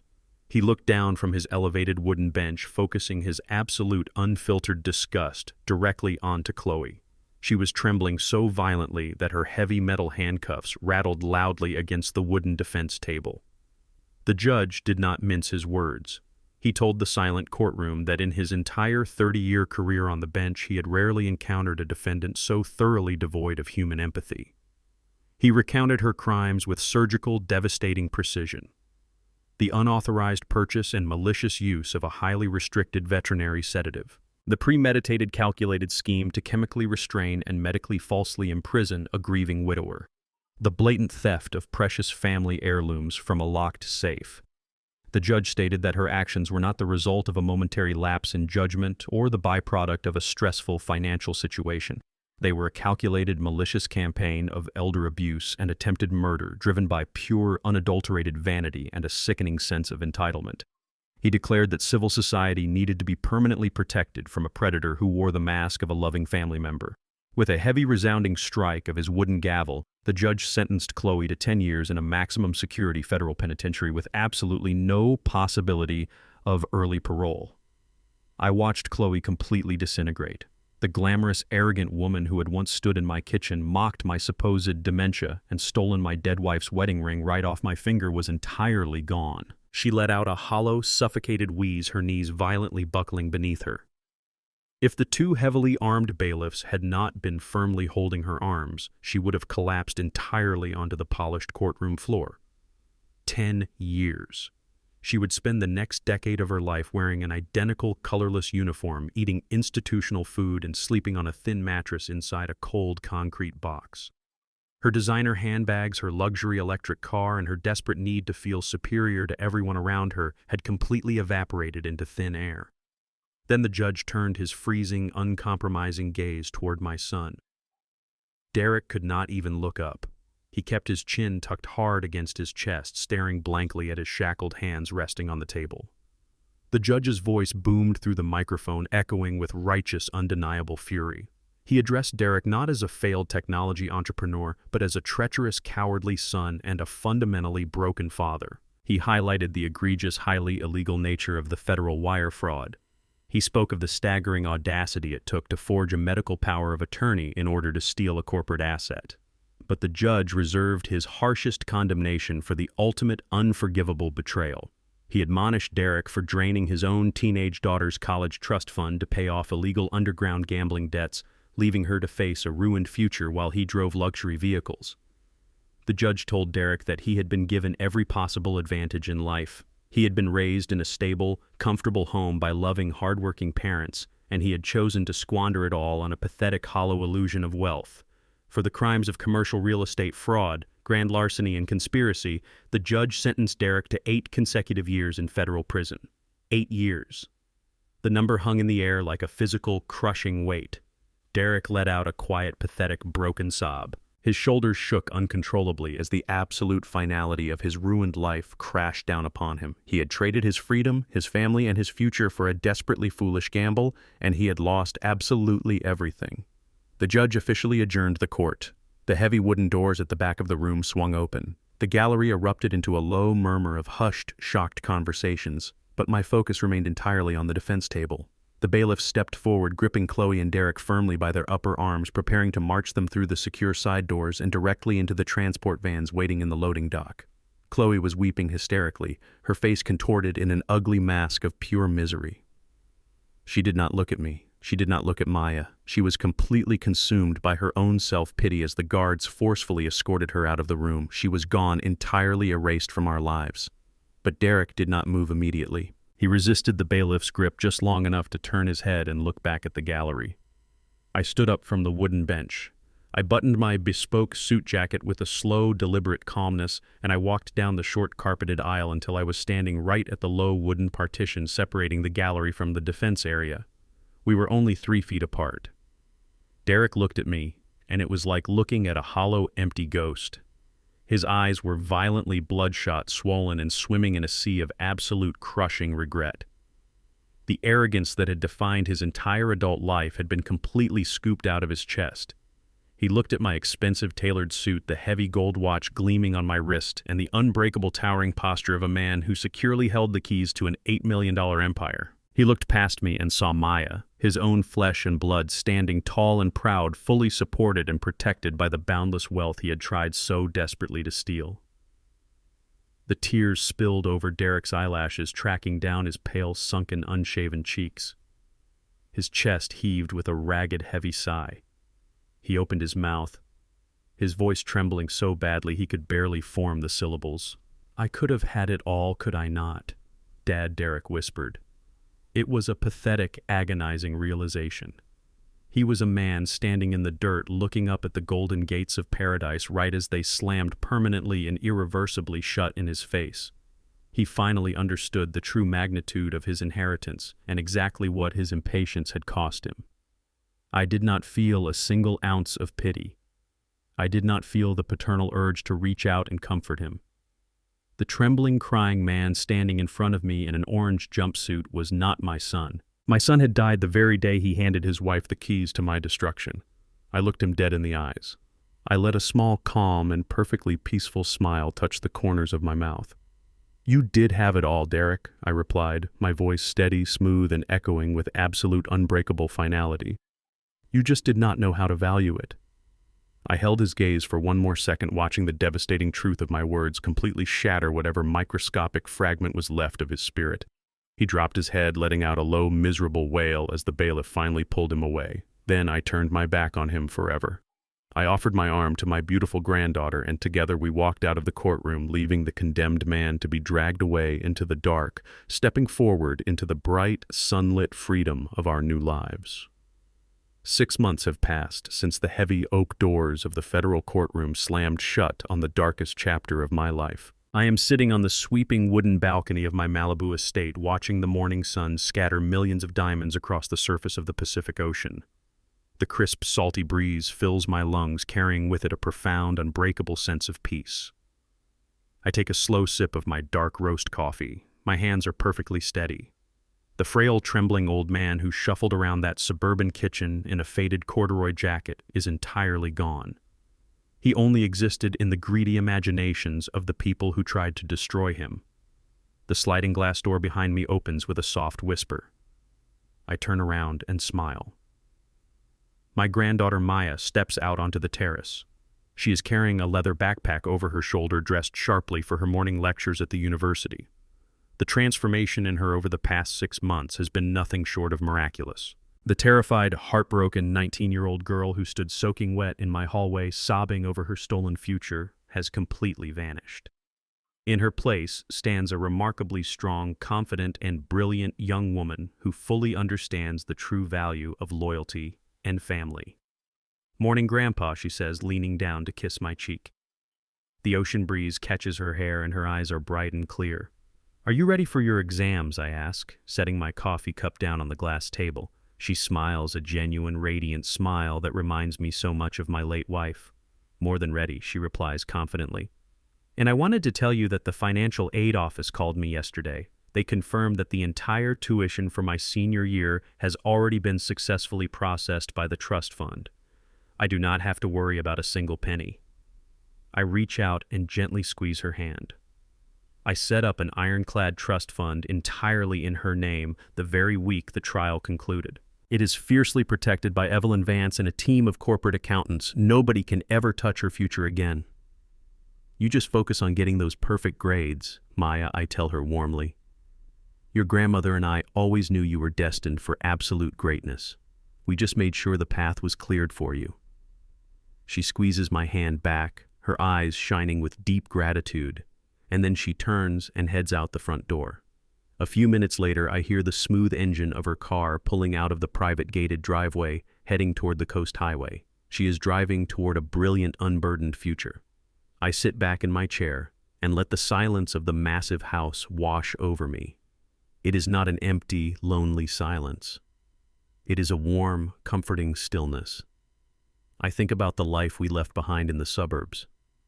Evelyn Vance handled the final disposition of my old property with her usual ruthless efficiency. The shady cash investor who tried to buy my stolen house backed out the moment the federal agent showed up, and the corporation officially sold the land to a commercial developer. Last week, Evelyn sent me a photograph. The house where Khloe tried to drug my soup, the bedroom where she cracked my wife's safe, the living room where my son tried to throw me away. It is all gone. The structure was completely demolished, bulldozed down to the dirt. They are currently pouring the concrete foundation for a multi-level commercial parking garage right over the exact spot where Derek forged my signature. It felt incredibly fitting to pave over a place that had become so thoroughly contaminated by betrayal. As for my son and his wife, the justice system is showing them exactly the kind of mercy they showed me. Derek and Khloe are currently serving the first few months of their long federal sentences in separate high-security penitentiaries. I have not received a single letter. I have not accepted a single phone call. The absolute silence from them is not painful. It is the ultimate liberation. Some toxic branches simply need to be severed completely so the rest of the family tree can survive and flourish. I finish my coffee and stand up from my chair. I walk back inside the sprawling, sunlit mansion, moving with the strong, steady stride of a man who has reclaimed his rightful throne. I walk past the massive floor-to-ceiling windows and step into a small, quiet alcove tucked away in the southern wing of the house. This room faces the ocean, filled with warm, natural light. In the center of the alcove sits a polished mahogany table. It is not a grand monument, but a quiet, deeply personal sanctuary. Sitting perfectly in the center of the table is a silver-framed photograph of Vivian. In the picture, she is smiling that brilliant, knowing smile, the one that always told me she was 3 steps ahead of everyone else in the room. Resting right next to the photograph is the intricately carved wooden music box I had rescued from Khloe's black trash bag on the day of my supposed eviction. And sitting gently on top of the music box, catching the morning sunlight, is the heavy gold wedding band that Khloe had so callously ripped from my finger. The police evidence unit had officially returned the stolen jewelry to me after the trial concluded. I had placed the ring right back where it belonged, next to the woman who gave it to me. I reach out and let my fingertips brush lightly against the smooth gold band. I look at my beautiful wife's photograph. "We did it, my love," I whisper into the quiet, sunlit room. "The fortress held perfectly. The predators have been permanently banished, and our bloodline is completely safe. Maya is going to change the world just like you always said she would." I feel a profound, overwhelming warmth settle deep into my chest. It is the unmistakable feeling of a promise fully kept, of a duty flawlessly executed. Vivian had handed me the sword and the shield, and I had used them to protect the only piece of our family that still carried true honor. The war was officially over, and the era of peace had finally begun. I step away from the alcove and look out at the endless shimmering blue horizon of the Pacific Ocean. I realize now that the greatest wealth a man can possess is not found in bank accounts, corporate trusts, or beachfront real estate. It is found in the quiet, unshakable knowledge that you stood your ground, defended your legacy, and refused to let the darkness consume the light. Greed is a blindfold that makes people trade their true fortune for worthless pennies. My son and his wife thought they were the predators outsmarting an old man for a piece of real estate. They didn't realize that in their rush to steal my present, they entirely destroyed their own future. Respect, loyalty, and authentic love are the actual currencies of a wealthy life. When you view your family as a resource to exploit you, eventually bankrupt your own soul, I didn't destroy their lives, their own entitlement did. Always remember, patience and integrity pay the highest dividends. If this story resonated with you, please hit the like button. Leave a comment below to share your thoughts, and make sure to subscribe to the channel for more stories about justice, resilience, and standing up for the truth. See you in the next video.